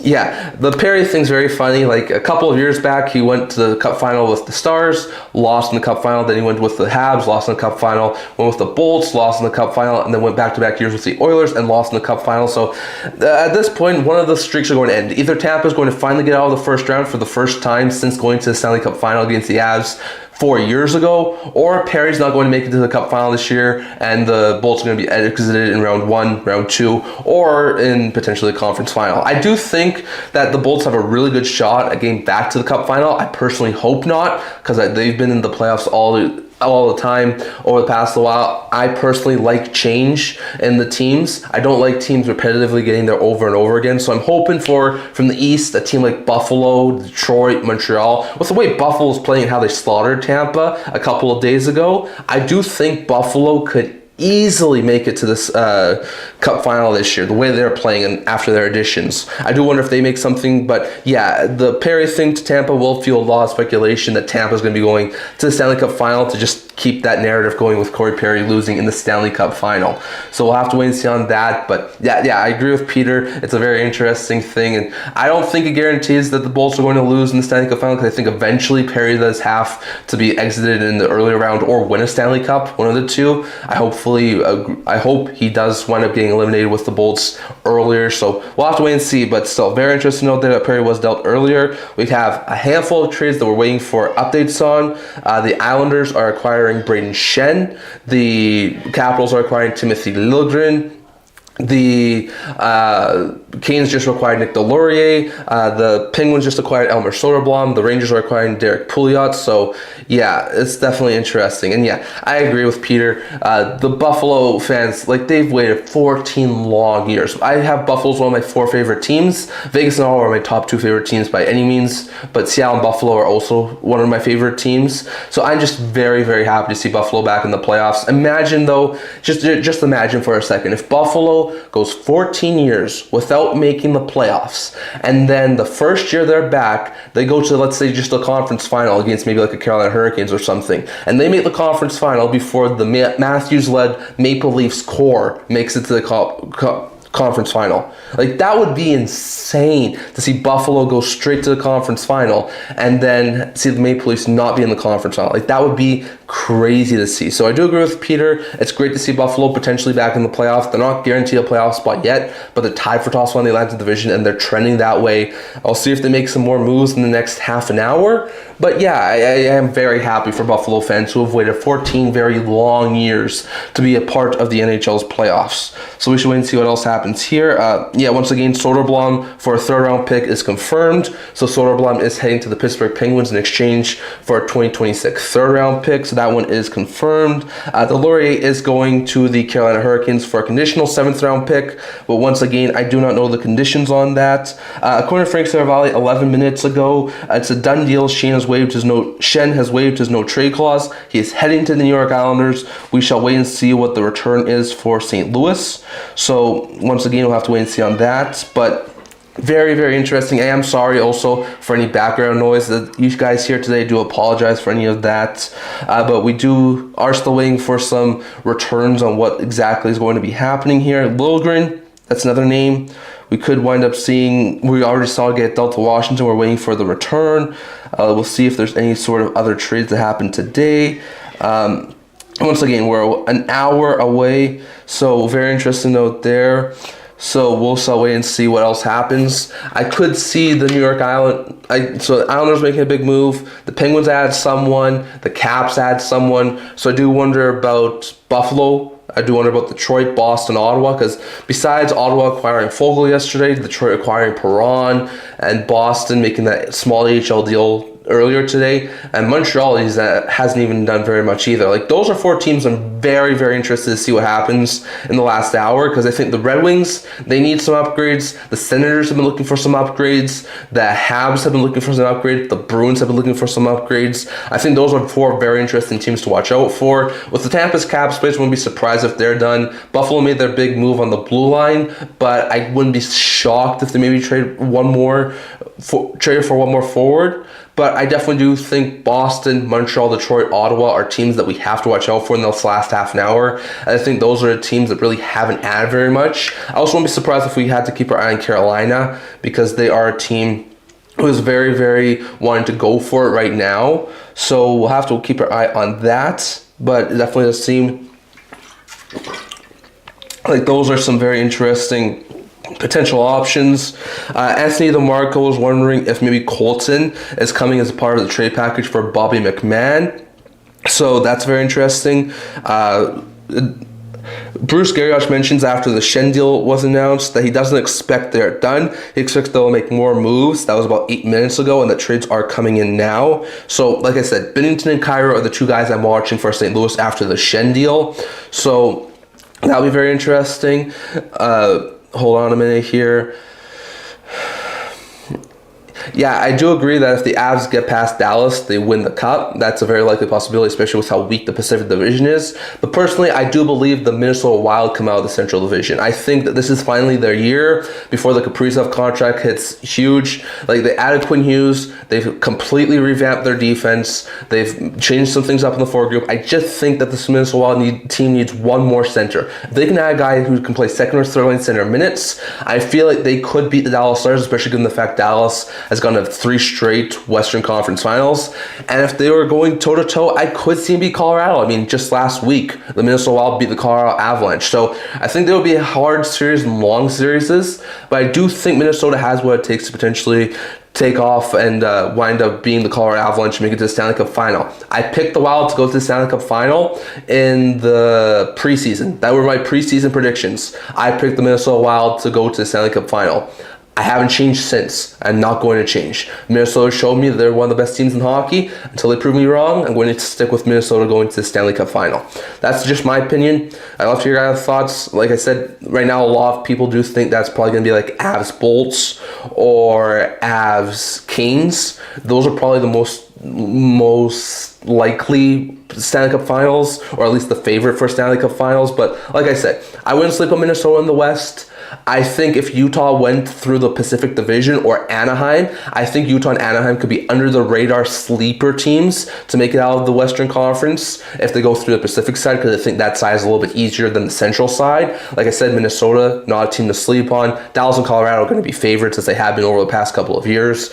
On the Eastern side, Tampa and Carolina are definitely favorites, but I would not sleep on Buffalo. I would not sleep on Montreal if they could find a goaltender before the trade deadline hits. If Ottawa somehow sneaks into a wild card spot, there's been a whole bunch of people who say that if Ottawa sneaks in, they could cause problems. So maybe Ottawa could be a sleeper team potentially for a playoff spot. I don't think Detroit's there yet. I don't think Boston's there yet. I don't think NY or Pittsburgh are there yet. If Columbus makes it in, I don't think they're yet there either. So I do think it's probably going to be one of Carolina, Tampa, Buffalo, maybe Ottawa if they sneak in against maybe Colorado, Dallas, or sleeper teams potentially would be the Wild, the Ducks, or the Mammoth. So those are sort of the teams I would think at this point in time would be the favorites to go to the Stanley Cup Final. In my last playoff prediction video, I had Wild Canes. So that's my prediction. It might change after all these moves for my next playoff prediction video, which will probably happen in a couple of weeks. So very interesting note there. But yeah, I agree. You can't sleep on the Wild. They've been my playoff prediction. They've been my Stanley Cup favorite pick since the preseason, and until they change or something happens, I'm sticking with them. Let's see if there's anything else that's been happening over the past a while. It sounds like Schenn has been dealt to the Islanders. According to Ryan Rishaug, he says that nothing is close with the Oilers for now as an additional move before the deadline. So as much as a lot of people have been speculating about a goalie move, about a potential Bobby McMahon move, it sounds like Edmonton's probably done unless something else happens. So we should wait and see on that. Like I said, Will Liljegren's going to Washington. So at this current point in time, number 4 on my trade bait list seems to be getting moved in Bobby McMahon. We already moved Garland. Schenn seems to be getting moved to the New York Islanders. Raw's already getting moved. Liljegren seems to be going to Washington, and Stanley's already got moved. So that's, if all those trades do go through, that's 1, 2, 3, 4, 5, 6 of my 20 players who have already been moved. And like I said, I could see Marshall get moved. I could see Hall get moved. I think there's still a possibility Ristolainen gets moved. There's still a possibility Oliver Ekman-Larsson or Kyrou gets moved. I think there's a possibility Falk gets moved. Maybe Schneider, maybe Wright, maybe Coleman, maybe Trochek, maybe Thomas. And I still think there's a possibility Kadri gets moved. But we're only 25 minutes away at this point in time from the NHL's trade deadline. So we shall wait and see what happens there. So very interesting to note there. Let's see if there's any sort of other updates that have been. Oh, there is an update. Okay, the Derek Pouliot trade has officially gone through. It's a 1-for-1 swap. Derek Pouliot, the 32-year-old defenseman, has gone to the Chicago Blackhawks. He so far is playing in the AHL, I think, this year. He has 2 goals and 28 points in 52 games. Was an off-season addition by the New York Rangers. He gets dealt to Chicago in exchange for Aiden Thompson. He's 24 years old. He's a center/left winger. 895 $295,000 on the AAV. He's got 6 goals and 15 points in 40 games. He's only 24 years old, so a bit of a surprising move from the Blackhawks. I guess after the Murphy addition, they want to add a little bit more of a veteran presence on a very, very, very, very young blue line. So they add Pouliot. I think he'll probably be like a 6-7 defenseman at the NHL level for the Chicago Blackhawks. Rangers make up pretty good here. They move a depth defenseman to get Ian Thompson, who I think could potentially be like a bottom 6 forward there for the New York Rangers. So, well, a little bit of a 1-for-1 young AHL player swap. Not young on the Pouliot side, but yeah, Ian Thompson goes to the Rangers. Then in exchange, the Blackhawks wind up getting Derek Pouliot to help on the blue line. So a very interesting small trade here between two selling teams in the Hawks and the Rangers. We shall wait and see if there's any more trades that get updated in the very near future. But so far, since I started this live stream, Soderblom's been dealt to the Pittsburgh Penguins by the Detroit Red Wings in exchange for a 2026 third, and Thompson's been dealt for Derek Pouliot. So very interesting note there. But some very interesting trades that have happened from over the past couple of days. Once again, we will try and do a couple more videos maybe later today or tomorrow or the day after talking about some of these trades that do happen. I'll probably package a couple of the smaller ones up into separate videos, and then I'll do different videos for other ones. So we'll have to wait and see on that. According to Darren Dreger, the return for Brayden Schenn is a first, third, and a prospect. So not sure what that prospect is. First and third makes sense. Like, Schenn's a really good player. So very interesting note there, but it definitely does seem like there's a first, a third, and a prospect getting dealt for Brayden Schenn. We'll have to wait and see what exactly it is. So very interesting note there.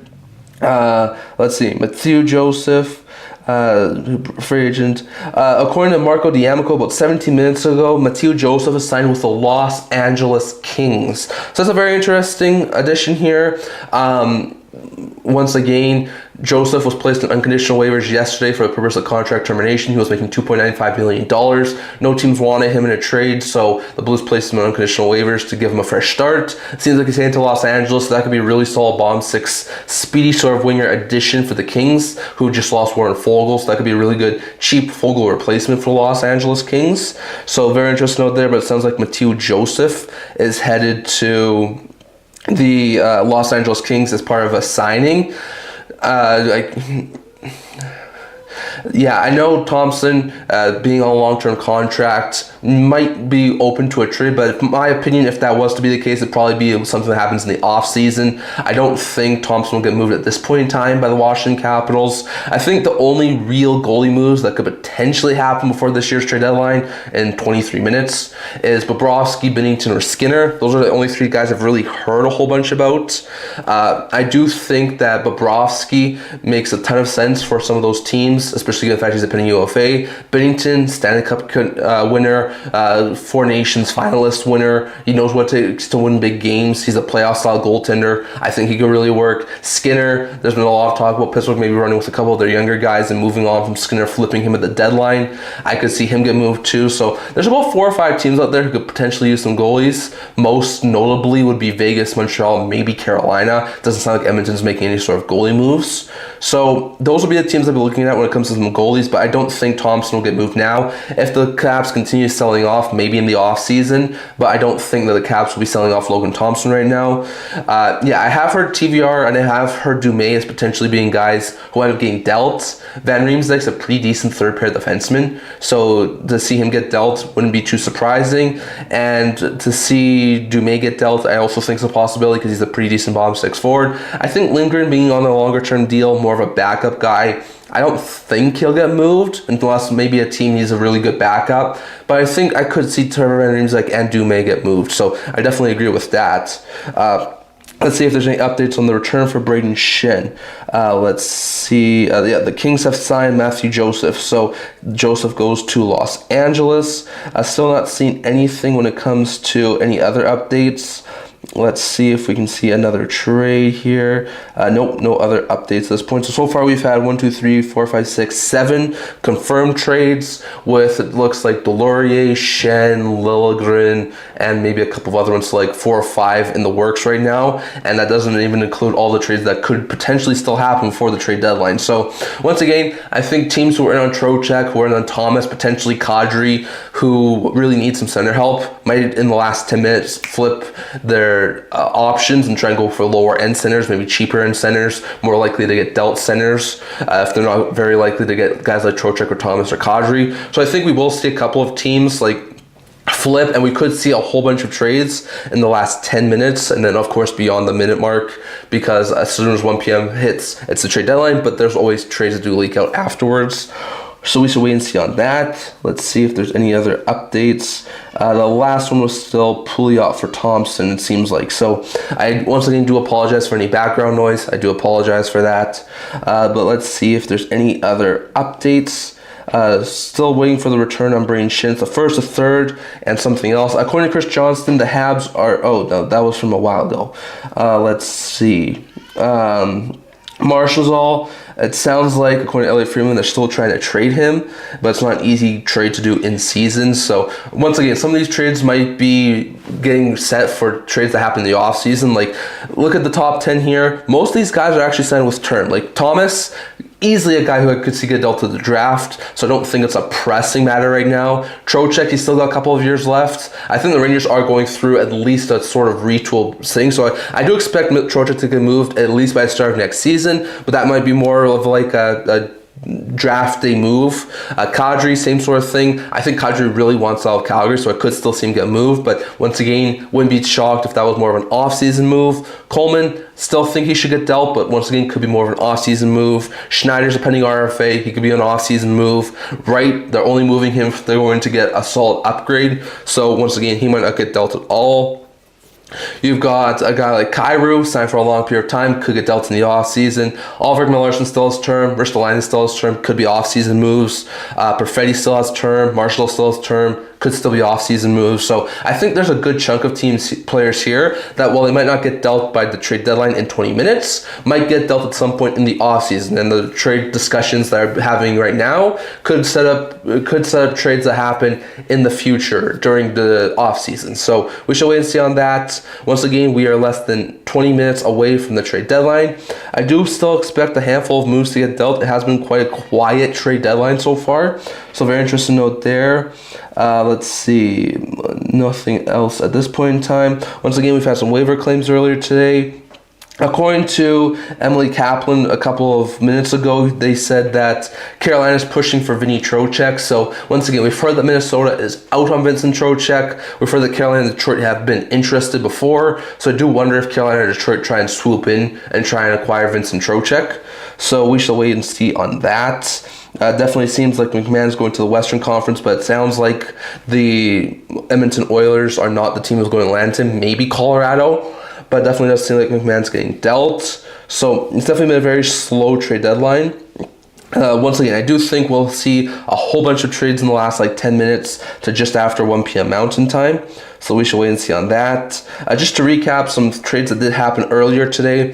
The Minnesota Wild dealt David Jiricek, the former 6th overall pick they acquired during the season last year, to the Philadelphia Flyers in exchange for Bobby Brink, a deal that helps on both sides, strengthens the Wild middle six, and helps the Flyers defense, of course. This is a deal that I think is pretty close to a win-win deal for both sides.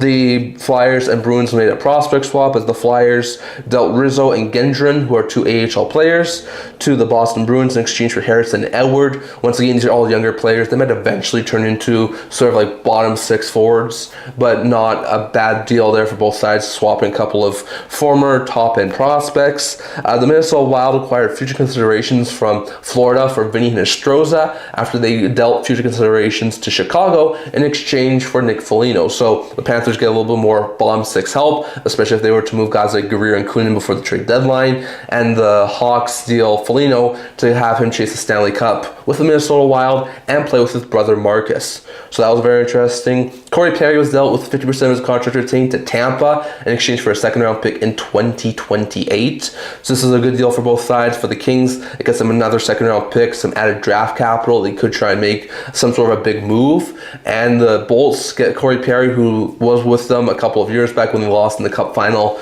to the Colorado Avalanche. Maybe this means that they'll go to the Cup final again. But yeah, it's not a bad deal there for the Bolts. Elmer Soderblom was dealt to the Pittsburgh Penguins in exchange for the Sharks' 2026 third-round pick. That pick was from the Pittsburgh Penguins. So the Penguins made a deal to add a solid young bomb sex forward in Soderblom, and the Red Wings added some more picks to their system. So very interesting note there. And then we saw the Chicago Blackhawks acquire Derek Pouliot to provide some depth, veteran defensive help from the New York Rangers in exchange for Aiden Thompson, who is a pretty decent younger guy. So very interesting note there. Very interesting trade deadline so far. Has been definitely very slow, but definitely it's not been terrible. So very interesting note there. Let's see if there is any more trades that have happened over the past little while. It doesn't seem like it. Let's see if there's any updates on the returns. There might be some updates, so just give me a second here, guys. According to Garrioch, it sounds like the Red Wings have emerged as the front runner for Justin Falk. So Falk, who was number 10 on my trade bait list, could be going to Detroit. There's still 17 minutes left, and it's not a confirmed deal, but it does seem like Falk could be going to Detroit. That could be a really good pickup here if that was to go through the finish line. A top 4 right shot defenseman in Justin Falk could strengthen that Red Wings blue line. Like, add Falk to a top 4 of Edmondson, Seider, and Sherratt. You're sitting pretty good. You could probably put Sherratt with Seider, and you could have Edmondson with Falk, and that could be a defense that I think could really work well. I'm not going to say it's a defense that can get into the Stanley Cup final or anything, but that could be a really good move there for the Detroit Red Wings to improve their top 4 on the defensive end. Just to recap also, we did have 2 trades signings earlier today. Captain Jordan Eberle is staying with Seattle on a 2-year contract with the AAV of $5.5 million. So not a bad pickup here for the Kraken to get the Seattle Kraken. It's not a bad pickup here for the Kraken to get Eberle signed on a 2-year extension. This happened, I think, a couple of years ago at the deadline as well when he signed a 2-year extension to stay with Seattle. So Eberle will remain the captain going forward for the Seattle Kraken. And then Alex Nedeljkovic, the goaltender for the San Jose Sharks, signed a 2-year contract extension as well earlier today with AAV of $3 million. So going forward for the next couple of seasons, the Sharks will have a Nedeljkovic-Askarov tandem. So very interesting note there, but that's very interesting that it seems like a Sharks tandem in net going forward will be Nedeljkovic and Askarov. So very interesting note there. We're just going to try and see if there's any other updates when it comes here. Joseph signed a $900,000 deal with the Los Angeles Kings. So that was the 3rd signing today after clearing unconditional waivers. Matthew Joseph signs a 1-year $900,000 deal to stay with the Los Angeles Kings. So that's not a bad pickup here for the Kings. Once again, they traded Fogle yesterday, so a little bit more of a Fogle insurance is what I think Matthew Joseph could be. Once again, conditional 7th for Delorier. That one hasn't been officially announced because of the conditions, so we shall wait and see what happens there. Once again, Schenn's a done deal, so we shall wait and see on that. Still waiting for updates when it comes to what the prospect is and what years the 1st and 3rd are, so we shall wait and see on that. Let's see any other updates. Let's see. Just give me a minute here, guys. Okay, so doesn't seem like there's any other updates right now. I do wonder if we could see some more in the very near future. Like I said, I'm keeping tabs on Detroit, who seems to be trying to acquire Justin Falk right now. I'm keeping tabs on Boston. I'm keeping tabs on Montreal, Ottawa, to some extent Buffalo and Carolina. I'm keeping tabs on the Western Conference, on Vegas, on Anaheim, on Utah, maybe on Minnesota too. I think those teams are teams we could see something happen, maybe Seattle too. But I think those 4, Utah, Anaheim, Vegas, and Minnesota, are teams I'd definitely be looking at when it comes to potentially trying to acquire some things. So, very interesting note there. It seems like some things in the works right now. Bobby McMahon is getting dealt by the Toronto Maple Leafs. They could not come to terms on a contract extension, so he's getting dealt. It sounds like he's heading over to the western side of things, but probably not to the Edmonton Oilers, maybe like a Colorado Avalanche as a possibility, something like that. But it seems like McMahon is getting dealt. When it comes to the other things that we were mentioning, Schenn is getting dealt to the Islanders. That's official. The return seems to be a 1st, a 3rd, and a prospect. Not sure what years those picks are. I'm not sure what the prospect is, but Schenn is heading to the New York Islanders. Liljegren is heading to the Washington Capitals. Haven't heard word on what a return is there yet, but it seems like Liljegren is going to Washington. It sounds like the Red Wings are finalizing a deal to bring Justin Falk to St. Louis, from St. Louis to Detroit. But once again, no guarantees that deal comes over the finish line either. So we shall wait and see. Once again, very interesting. Let's see. According to Anthony DeMarco, the Flyers are not moving Rasmus Ristolainen. They did not get their price tag, and they're holding on to him. So that might be more of an off-season move for the Philadelphia Flyers. But number 15 on my trade bait list in Rasmus Ristolainen is not getting moved. So that's another top-end right-shot defenseman that's off the market. So I do think with him having 1 year left on his deal, this could be a deal that happens at the trade deadline, at the draft. Or if the Flyers are not good again next year, maybe they deal him next year as a pending UFA as a rental. So it just seems like the Flyers wanted a first-round pick and a prospect. They were not able to get said first-round pick and prospect. So the Philadelphia Flyers are going to wind up keeping Rasmus Ristolainen, and number 15 on my trade bait board will not get moved. So very interesting note there. According to some recent reports, Schenn's trade is official. We're just waiting word on what the return is. Once again, Soderblom's getting dealt. He's already been dealt.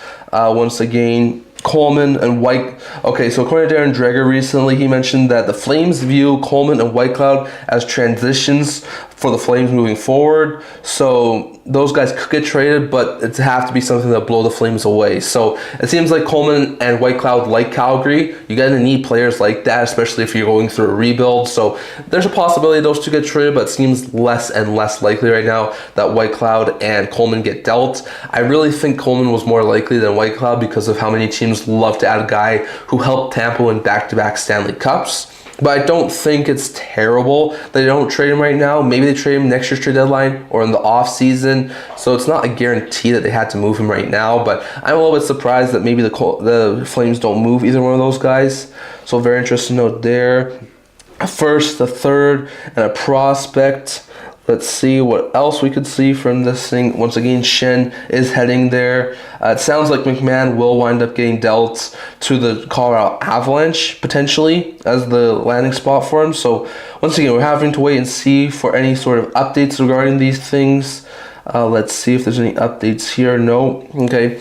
We are 9 minutes away from the NHL's trade deadline. Once again, I will stay with you guys for a little bit afterwards, just because the trades always trickle down. So I have a feeling there's 2 or 3 big trades that are being discussed that we haven't heard about yet that will get announced just after the trade deadline. So we shall wait and see on that. Once again, I do think we will see some more trades. There's only been 1, 2, 3, 4, 5, 6, 7 announced trades that have been finalized, but there's like the Schenn trade, McMahon, Logan, potentially Falk, that are all in the works right now. Delury is another one. So very interesting note there, but there's definitely some more trades coming in the very near future. Let's see if we can get some more updates on these things. Let's see, just give me a minute here. So yeah, Schenn's getting dealt to the New York Islanders.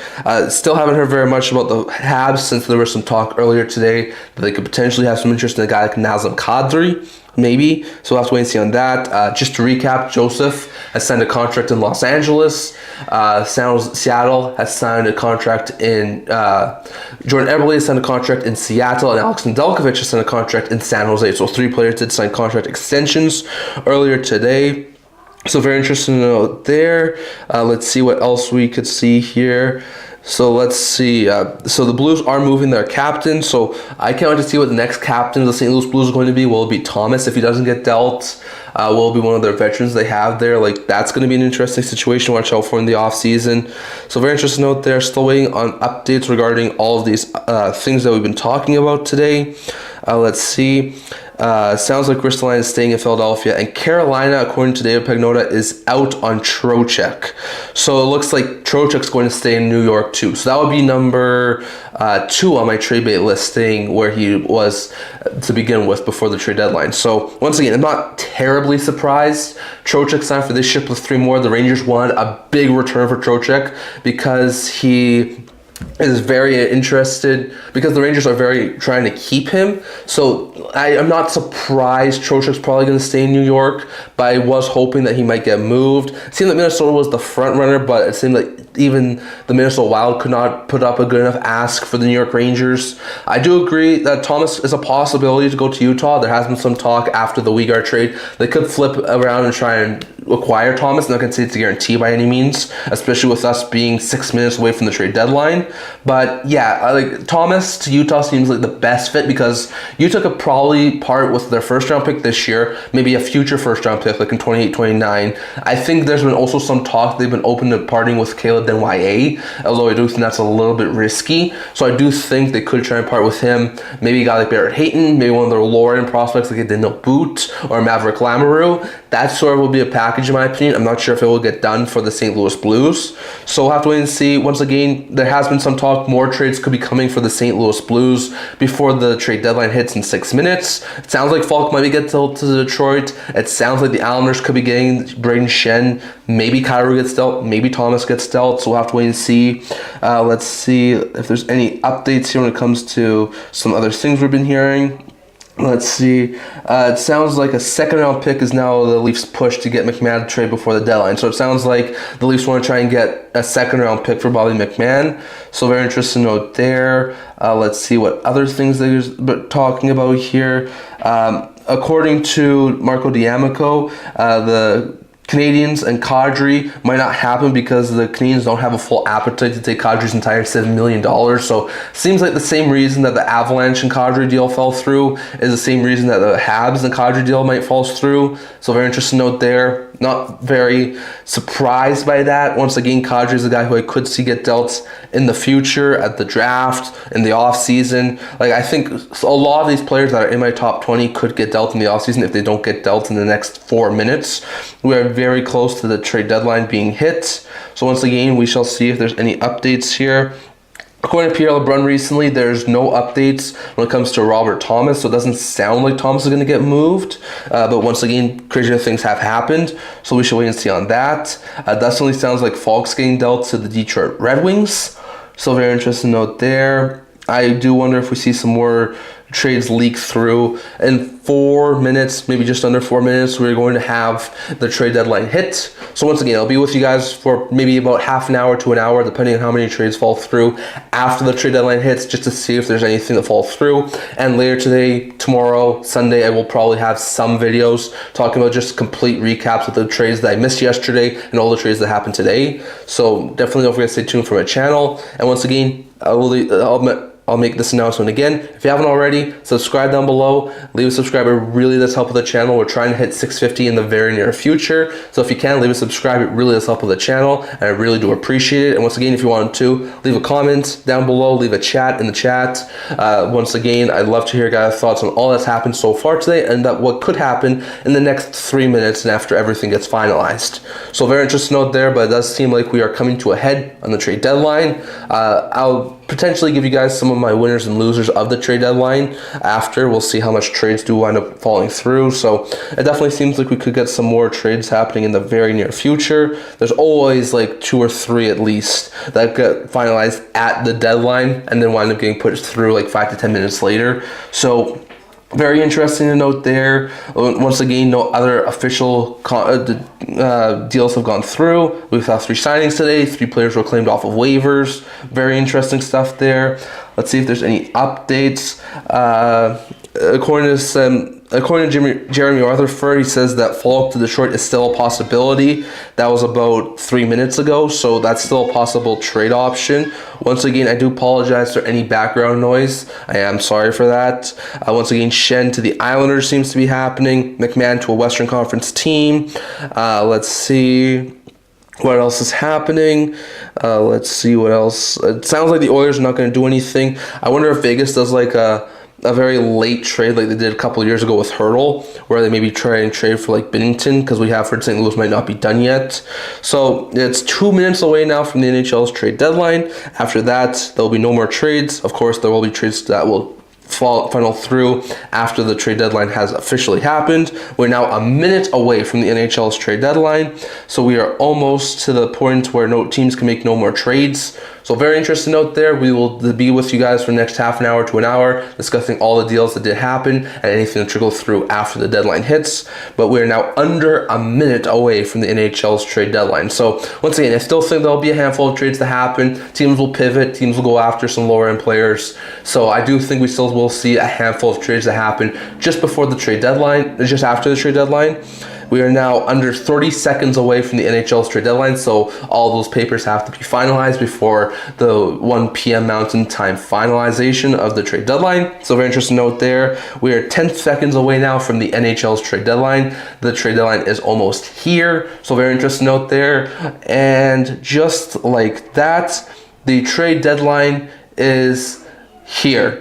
The trade deadline is here. It is now 1 o'clock Mountain Time, and we are now officially at the trade deadline. So no trades can happen after this point in time, but there's a very likely chance we will see more trades fall through after the trade deadline hits. So very interesting note there. We will probably see a couple more trades that do sneak through. There's some talk about Falk. There's some talk about Liljegren. There's some talk about Schenn. So it seems that those trades are going to be the ones that probably come through soon.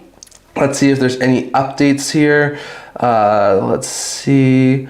When it comes to some other things, we're still waiting to see what else could happen. Like I said, I still think there's going to be one or two big trades that wind up funneling through at the deadline. But I think there's a good chance that over half or around half of the players they have on my trade list do wind up not getting dealt by the trade deadline. So we shall wait and see on that. Let's see if there's any updates here as the people have to put their pens down and the trade deadline has arrived. So let's see. Once again, just reiterating, Rasmus Ristolainen did not get traded, so he's staying put. So Ristolainen stays with the Philadelphia Flyers for another season. Makes sense after they didn't scratch him yesterday for yesterday's game against the Mammoth. So very interesting note there. We shall see what else happens here. Let's see if there's any updates here. Let's see.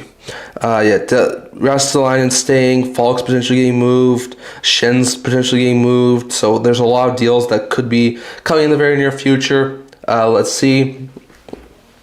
Yeah, I will have one for the draft and free agency in June and July. I usually do. I'm thinking about doing maybe a couple of other live streams. I have to figure out some things first before I announce it. But I do plan on doing maybe a couple of extra live streams this year. And once again, I usually do a live stream during the draft and free agency as well. I usually do one during the first and second day of the draft, and then I usually do one a couple of days later for free agency. So we'll see how everything plays out this year, but I do plan on doing one in June and July for those two things that happen. So once again, I appreciate the comment. Thanks for that. And once again, the trade deadline, while it's here, it's not done yet. There are trades that trickle through after the NHL trade deadline happens. So we're now 2 minutes beyond the trade deadline, and we shall see if any sort of trades do trickle through.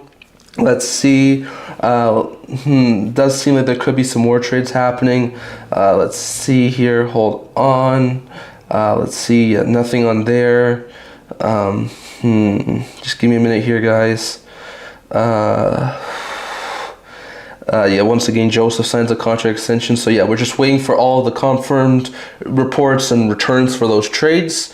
And we are also looking for any potential other trades that wind up coming before this thing. So once again, I do think we could see maybe something from Ottawa, Detroit, Boston, Montreal, maybe Carolina or Buffalo, maybe a team like Utah, Vegas, Minnesota, or Anaheim. I do think there's a potential for a big trade from one of those teams before the trade deadline hit. I mean, we saw like a handful of trades last year just before the trade deadline. Like Zetterlund was one of them. There was a couple of other ones 2 years ago. It was Hurdle with Vegas. So that happened just after the trade deadline hit. So we shall wait and see if anything happens here. Definitely does seem like there are some trades in place, but we have to wait and see if they've been official yet. Let's see. Hold on a minute here. There is a potential trade here, maybe. According to a Seattle Kraken fan on Twitter, he mentions that the logs showing Eric Holla is traded to Seattle. We shall see if that wound up coming to fruition. That's a possibility. It hasn't been a confirmed trade or anything, but it's very interesting to see that was there. Let's see. Bobby McMann, according to Elliot Friedman, is going to Seattle. Oh, that could be a very interesting pickup here for the Kraken. Once again, it's not the big addition I was hoping for from the Seattle Kraken, but definitely seems like McMann might actually be going to Seattle.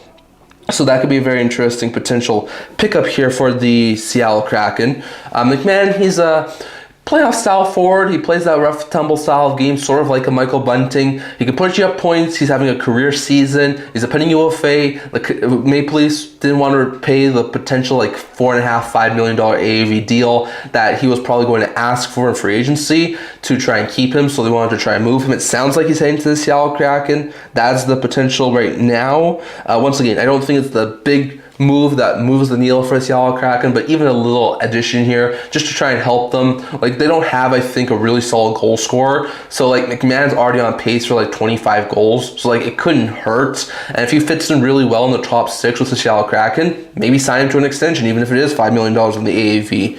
So once again, a very interesting thing here, but it sounds like McMann is heading to the Seattle Kraken, so let's see if that's a potential option here. Once again, trade deadline is now passed, so we should wait and see if something happens. Let's see. There was also some talk earlier about Lawton to the Kraken, so maybe there's like a potential both of them in the same package deal. That's a possibility. We'll have to wait and see on that. Once again, it's very interesting to know there that both Schenn brothers were dealt within a 24-hour period. So Luke Schenn was dealt last night to the Buffalo Sabres, and Braden Schenn was dealt last night to the New York Islanders. So if the Sabres and Islanders potentially meet in the conference final, we could have a Schenn brothers matchup. I don't think that's very likely, but that could be a very interesting thing to watch out for over the next little bit.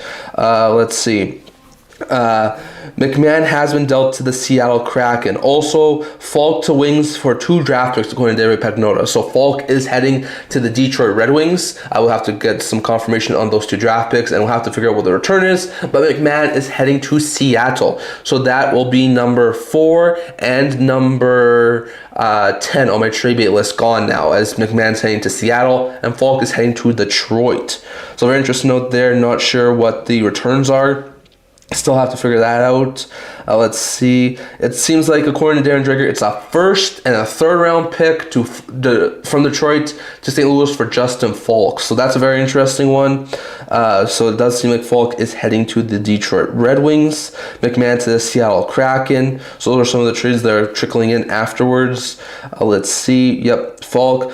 According to Frank Saravalli, his sources are saying it's a 2nd and 27 and a 4th and 26 for Bobby McMann. Honestly, that's a steal. A 2nd and a 4th, they were hoping for like a 1st and a 2nd round pick, or at the very least a 1st or a 2nd round pick and a prospect. A 2nd and a 4th round pick for McMann, not a terrible pickup here for the Kraken. They don't give up too much on the draft capital. They do have quite a bit of good draft picks, so they don't give up a whole bunch, and they get a guy who could potentially help them scoring, especially if they make it into the playoffs. Like, I don't think they're going to go very far, but it definitely does seem like because they most likely at this point I think would probably play Colorado, and even if they play Anaheim, I don't think Seattle would go far.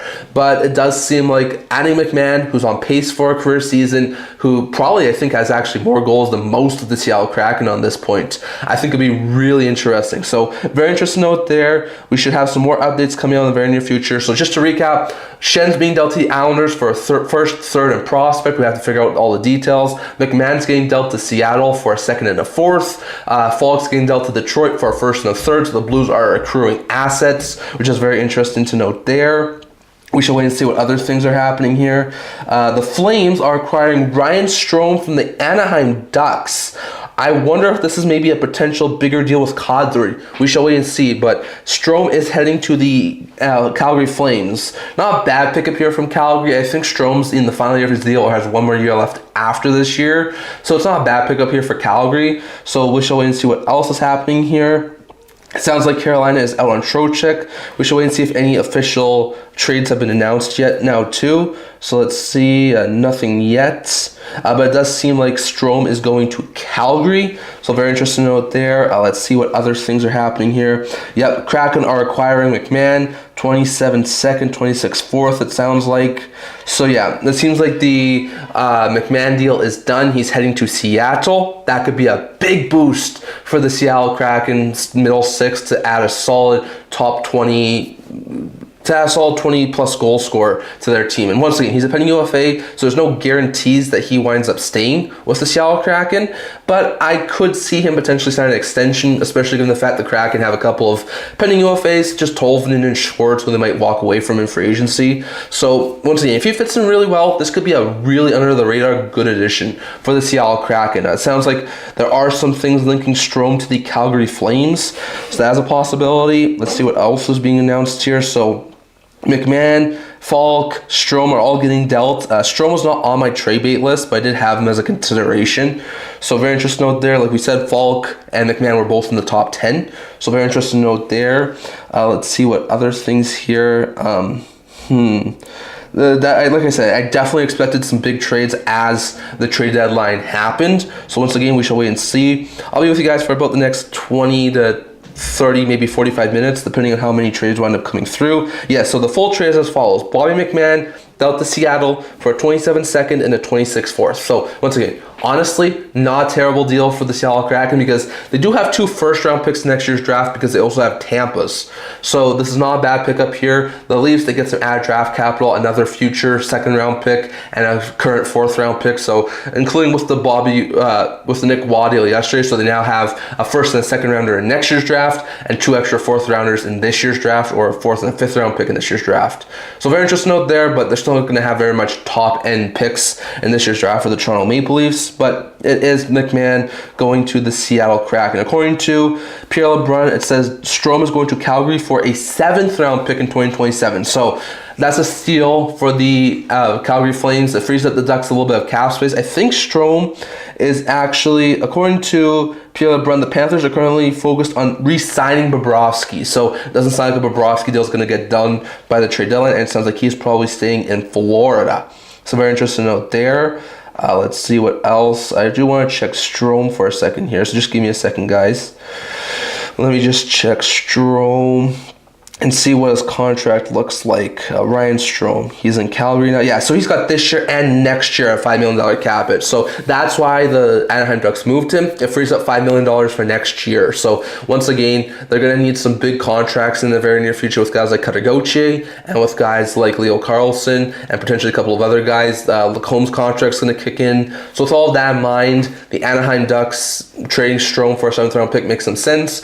And if he gets top 6 minutes, if Kadri gets dealt at the trade deadline next year or maybe at the off season, and they have him playing like in the top 6 and playing with a couple of really solid wingers, they can potentially get his value up there if they trade him next year with 50% of his contract retained. Yeah, they could definitely try and flip him at next year's trade deadline. So this isn't a bad deal for both sides. Frees up $5 million in next year's cap space for the Anaheim Ducks and gives the Calgary Flames the potential guy who they can flip at next year's trade deadline for another thing. So not a bad pickup here for both sides as Strome gets dealt to the Calgary Flames. Very interesting note there. There's going to be a couple more deals that happen, so we should wait and see on that. Once again, first, third, and prospect to the St. Louis Blues in exchange for New York Islanders. According to David Pagnotta, AJ Greer, who was a guy who's been mentioned quite a bit, is not going to get dealt. So Greer stays. It sounds like Bobrovsky stays. So it looks like the Panthers didn't really do much. Probably still basically pat. I think this is just going to be a year where they sort of recover from going to 3 straight Cup finals, and then they maybe go after it again next year. So not surprised they didn't do that. Let's see what else happens. Let's see, McMahon's deal's official now, so he's going to the Seattle Kraken. Not a bad buy low option here for the Seattle Kraken. Let's see if there's any other big moves coming. So let's see, Falk sounds like it's going to the Detroit Red Wings. We shall wait and see what other moves happen. The Rangers did not move Vincent Trochek according to Chris Johnston. So Trochek stays in New York. He's not getting dealt. So this might be a guy who gets dealt in the offseason or next year's trade deadline. But apparently the Rangers set a really big ask for Vincent Trochek, and no one wound up meeting it. So very interesting note there. But Trochek and Ristolainen are confirmed now. They did not get dealt, and they stayed in their current systems. So very interesting note there. Still looking for some other updates. Let's see. I do think we could see some very interesting things still happen.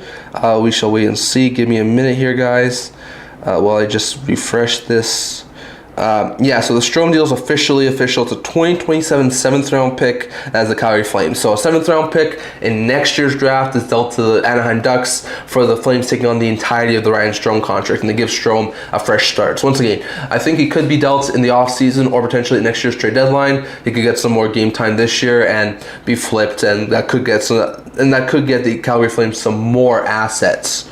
So very interesting note there, but Strome is now a member of the Calgary Flames. He doesn't have a great season this year. He was injured to start, had 3 goals and 9 points in 33 games. Once again, on a $5 million cap hit for this year and next year. So not a bad pickup here from the Flames, especially for a 7th round pick. I think the Flames definitely do win that one. So very interesting note there. Let's see if there's any other updated trades here. We'll wait and see if there's anything more happening. Cowboy does say that the Canucks have a trade in the queue. We'll see if that is true or not. It's a possibility. Trochek once again reiterating that the New York Rangers did not trade Trochek, so very interesting note there. Let's see, the Oilers did not, Greer did not get moved by the Florida Panthers, so very interesting note there. Once again, very interesting note there. We got some other things here. So it's a first, a third, and a prospect to the St. Louis Blues for Brayden Schenn, and a first and a third round pick to the St. Louis Blues for Justin Falk. So the Red Wings and Islanders improve. The Red Wings get their top for the defenseman. The Islanders create one of the nastiest center groups in the entire NHL, and in exchange, the Blues got 2 first-round picks, 2 third-round picks, and a prospect. We'll have to figure out exactly when those picks are. So very interesting note there. Once again, I'm still looking for some teams to potentially make a move after the thing finished.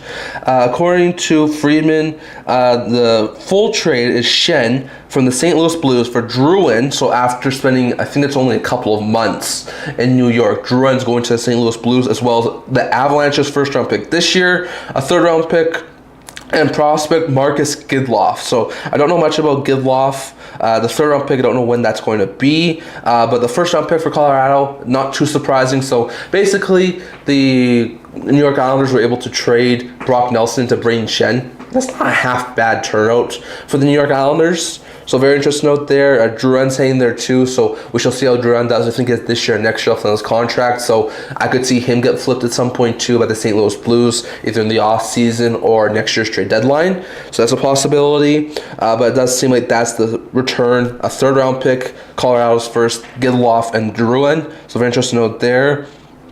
But once again, like I said, I don't think the Kraken's return is terrible, or the adding McMahon's terrible, but I just don't think it moves the needle. So very interesting note there. Let's see. Hold on a minute here. Let's see. Once again, we do have a couple of other trades that seem to be potentially here. Once again, Sadia Shah does say that Canucks have at least one trade in the queue, just like Cowboy said. So we should wait and see if that winds up coming to fruition or not. Once again, there's a potentiality some of these deals could wind up not getting done. So we should wait and see on that. Let's see if there's any other trades that have been announced yet. So full trade. So yeah, it's Schenn for a first, a third, Drouin, and Gidloff. So very interesting pickup here for the Blues. They get a first-round pick in this year's draft, a third-round pick, not sure when, as well as Gidloff and Drouin, who Drouin I think could be a really solid top 9 addition right now, potentially be dealt in the future. And they also get Gidloff, who's a goalie prospect. So I wonder if this means they're getting ready to move on from Binnington, if not by the deadline this year, then maybe in the next little bit. So we'll wait and see on that. No, not that. Oh yeah. Let's see if there's anything. Any other deals? No, according to Bruce Garriott's, Ottawa has no last-minute deals in place. So very interesting note there. We should wait and see what else winds up coming through. Let's see if there's anything else. According to Ryan Rishaug, nothing late coming for the Oilers. They're done as well. So Oilers, Senators, seems like they're both done. So the Sens, all they did was move Perron and get Foligno. So a little bit of a lackluster deadline there for Ottawa. We should wait and see what other things come through. Justin Holl's heading to St. Louis as part of the return for Justin Falk. So that's not too surprising. I did mention that Holl could be potentially on the trade block. I didn't put him on my trade bait board. But very interesting note there. Let's see what else could potentially get moved here. Let's see if there's any official updates yet. So Strome obviously got traded. Let's see. Nope, no other updates there yet. So very interesting note there. Once again, I'll be with you guys for the next little bit, like 15 to 30 minutes, talking about all the trades that do happen. So let's see what other things has been announced. Let's see. Yep, the full trade was, like we just talked about, for Schenn. Let's see if there's any other updates here. Let's see. Yep, Braden Schenn, McMahon, Strome, Falk. Let's see. I definitely do think there's still a couple more trades. Leafs traded Scott Laughton, according to David Pagnotta. I do wonder where he's traded to. And Trochek also stayed in New York. Haula stayed in Nashville. Okay, that's a little bit of a surprise there. According to David Pagnotta, Haula stayed in Nashville, so number 16 on my trade bay list did not get moved. So I'm a little bit surprised there. I thought there would have been a couple of teams who have pivoted to Haula. Leafs traded Scott Laughton. I do wonder where he goes. So that's a very interesting option here. Let's see if there's any other updates here right now. Panthers also trying to sign AJ Greer, which is why they didn't move him. So instead of moving them, Greer and Bobrovsky are apparently trying to work together to sign contract extensions with the Florida Panthers. So that's very interesting to note there. I do thank you all for staying with me throughout this entire live stream. I do appreciate it. Once again, if you can leave a subscribe, it really does help with the channel. I'll be with you guys for the next 15 to 30 minutes. Once again, I'm trying to figure out what other things have happened at the trade deadline that hasn't been announced yet. Canucks could potentially get moved. Lawn could potentially get moved. Coleman and Lomberg both stay in Colorado, so in Calgary. So Coleman never got moved. So number 5 on my trade bay list also never got moved. Lomberg never got moved. He was the guy who had put as an honorable mention on my trade bay list. So those two both stay in Calgary. So very interesting note there. Still things we're trying to learn. We're trying to learn the full deal for Justin Falk. We're trying to learn the 3rd round pick for Braden Schenn, like what year that is. We're trying to learn where Laughton got dealt, if there's a Canucks trade that could potentially happen. We shall wait and see if anything happens. The Kings acquired Scott Laughton. Okay, so that's an interesting pickup. So they move Foligno and they get Joseph and Laughton. That's not a terrible trade. So Kings are acquiring Scott Laughton. So that's a very interesting pickup here for Los Angeles. So very interesting note there. I do wonder what the return is. My guess would be, given how close it was, it'd probably be like a 2nd round pick, maybe a prospect. I wonder about a guy like maybe Alex Turcotte. Maybe like a 2nd in Turcotte for a guy like Scott Laughton. That's a possibility because Turcotte has not done really great. So let's see if there's any other ones here that wind up getting announced and what these returns are going to be. Let's see. Just give me a minute here, guys. Let me see. No other updates at this current point in time, but still very close to the deadline, so we still have some more being announced. So once again, trades we're looking at right now trying to get finalized. Schenn's going to the Islanders. Falk's going to the Red Wings. Liljegren's going to the Washington Capitals. I think another one was Lawn's going to the Kings. And there might be a couple of potential Canucks trades that could be in the queue as well. So we shall wait and see if these moves come to fruition in the very near future. According to Jeremy Rutherford, following the Schenn and Falk deals, the Blues are done for the day. So it definitely seems like Kyrie stayed and Thomas stayed in St. Louis, as well as Binnington. So a very interesting note there, but number 12 and number 1 on my trade bay list seem to have stayed, while number 9 and 10 both seem to have been dealt. So very interesting note there. We do have a couple of unconfirmed players who still not have either confirmed to be traded or have not been confirmed to not be traded. Perfetti, Marchessault, Lowry, I haven't heard anything about. I haven't heard anything about Ekman Larsson. I haven't heard anything about Shane Wright or Braden Schenn. And I haven't heard anything about Nazem Kadri. So I do wonder about any of those guys if anything else happens. So very interesting note there. I do wonder what else the Seattle Kraken could do. Once again, I do like the McMahon deal. I think it really does help with the Kraken, but I just don't know if it pushes the needle enough for them to do any damage in the playoffs. And maybe he resigns, who knows. Let's see, yep, the McMahon deal. The Strome deal.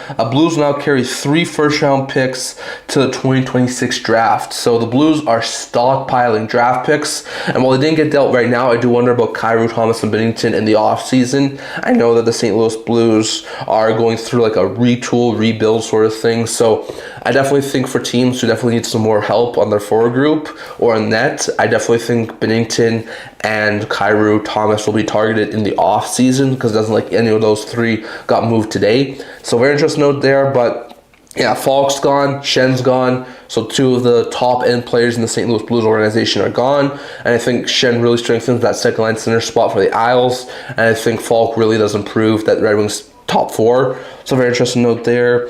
We're still waiting for confirmation about other things here. Let's see what else happens. We're still waiting for more deals that could come after the trade deadline hits.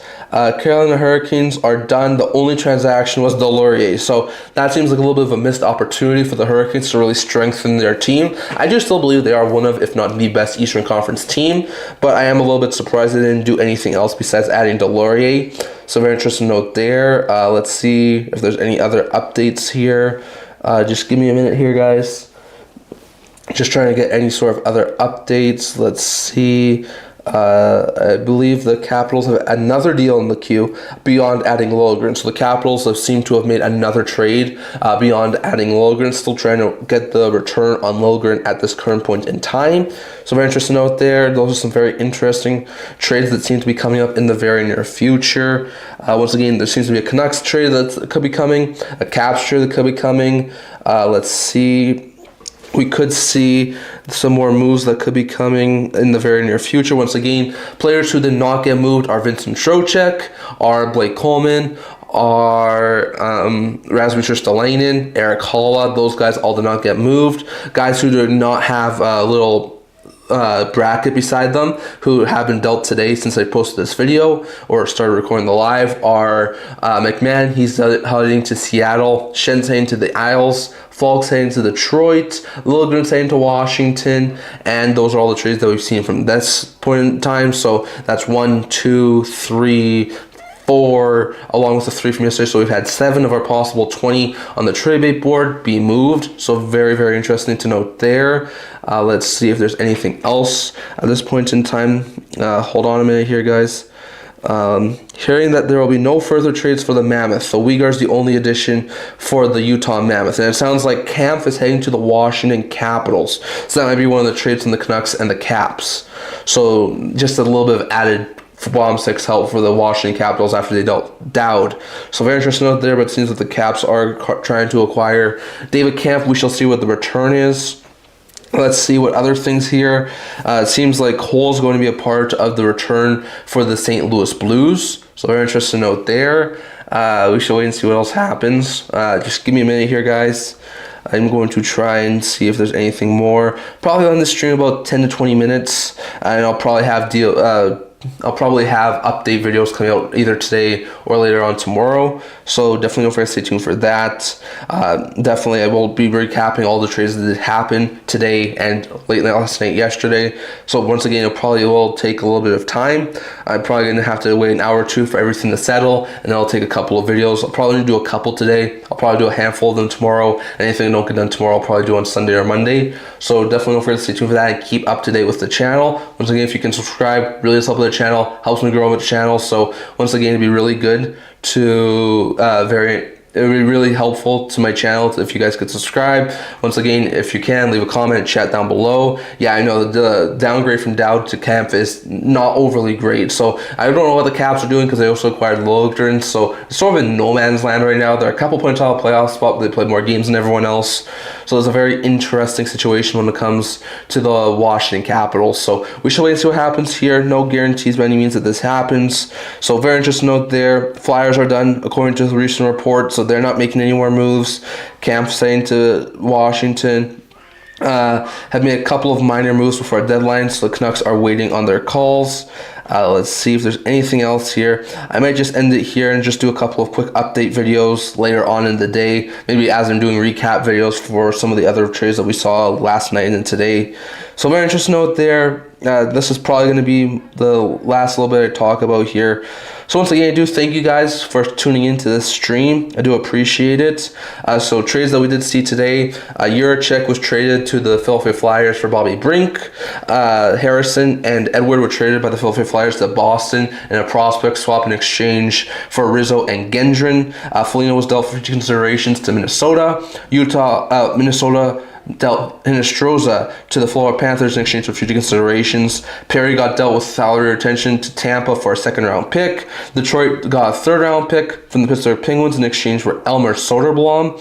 The New York Rangers acquired Derek Pouliot from the New York Rangers dealt Derek Pouliot to the Chicago Blackhawks in exchange for Aiden Thompson. Strome's now in Calgary thanks to a 7th-round pick in 2027 that is headed to Anaheim. Delorier is in Carolina thanks to a 27th 7th-round pick that is conditional, that is heading to Philadelphia. That is if the Hurricanes win at least 2 playoff rounds and Delorier plays 50% of the games, then that pick will upgrade to a 6th-round pick. Or the pick will transfer.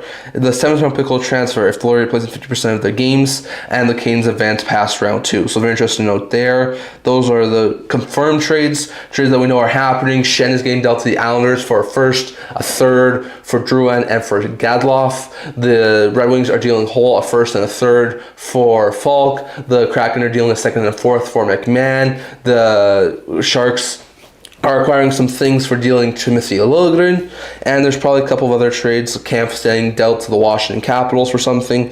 So very interesting note there, but it sounds like the Canucks do hang on to Teddy Bluger. It's a 6th-round pick to the Vancouver Canucks for David Kampf, and it's a 6th-round pick to the Vancouver Canucks in exchange for Lucas Reichel. So Boston's going to get Lucas Reichel, and Jean-Gabriel Pageau has just signed a 3-year extension to stay in the Islanders organization. So that's a very interesting note there. So he's going to be doing there. So very interesting note there. Those are some of the trades that we're going to see. I'll probably do a quick update at the end of one of my next update videos talking about the trades that happened yesterday. So definitely thank you guys for tuning in. I really do appreciate it. I appreciate you guys tuning into the live stream. Stay tuned to the channel. I'll have more videos coming out in the very near future, and then we're going to gear up next week for the start of the playoff push. So we'll have more playoff driven videos there. We'll keep on having What If the NHL Has Script. We'll keep on having power rankings. I should have more fan reactions and game recaps next week. I will still have some trade rumors, but they won't be as consistent as they have been over the past couple of weeks. So definitely don't forget to stay tuned for that. I'll once again in the community tabs leave a schedule update probably on Sunday or Monday. So definitely don't forget to stay tuned for that. And once again, I should have more update videos later on in the week, today, tomorrow, and just to recap all the trades that go down today. So thank you for all of your support.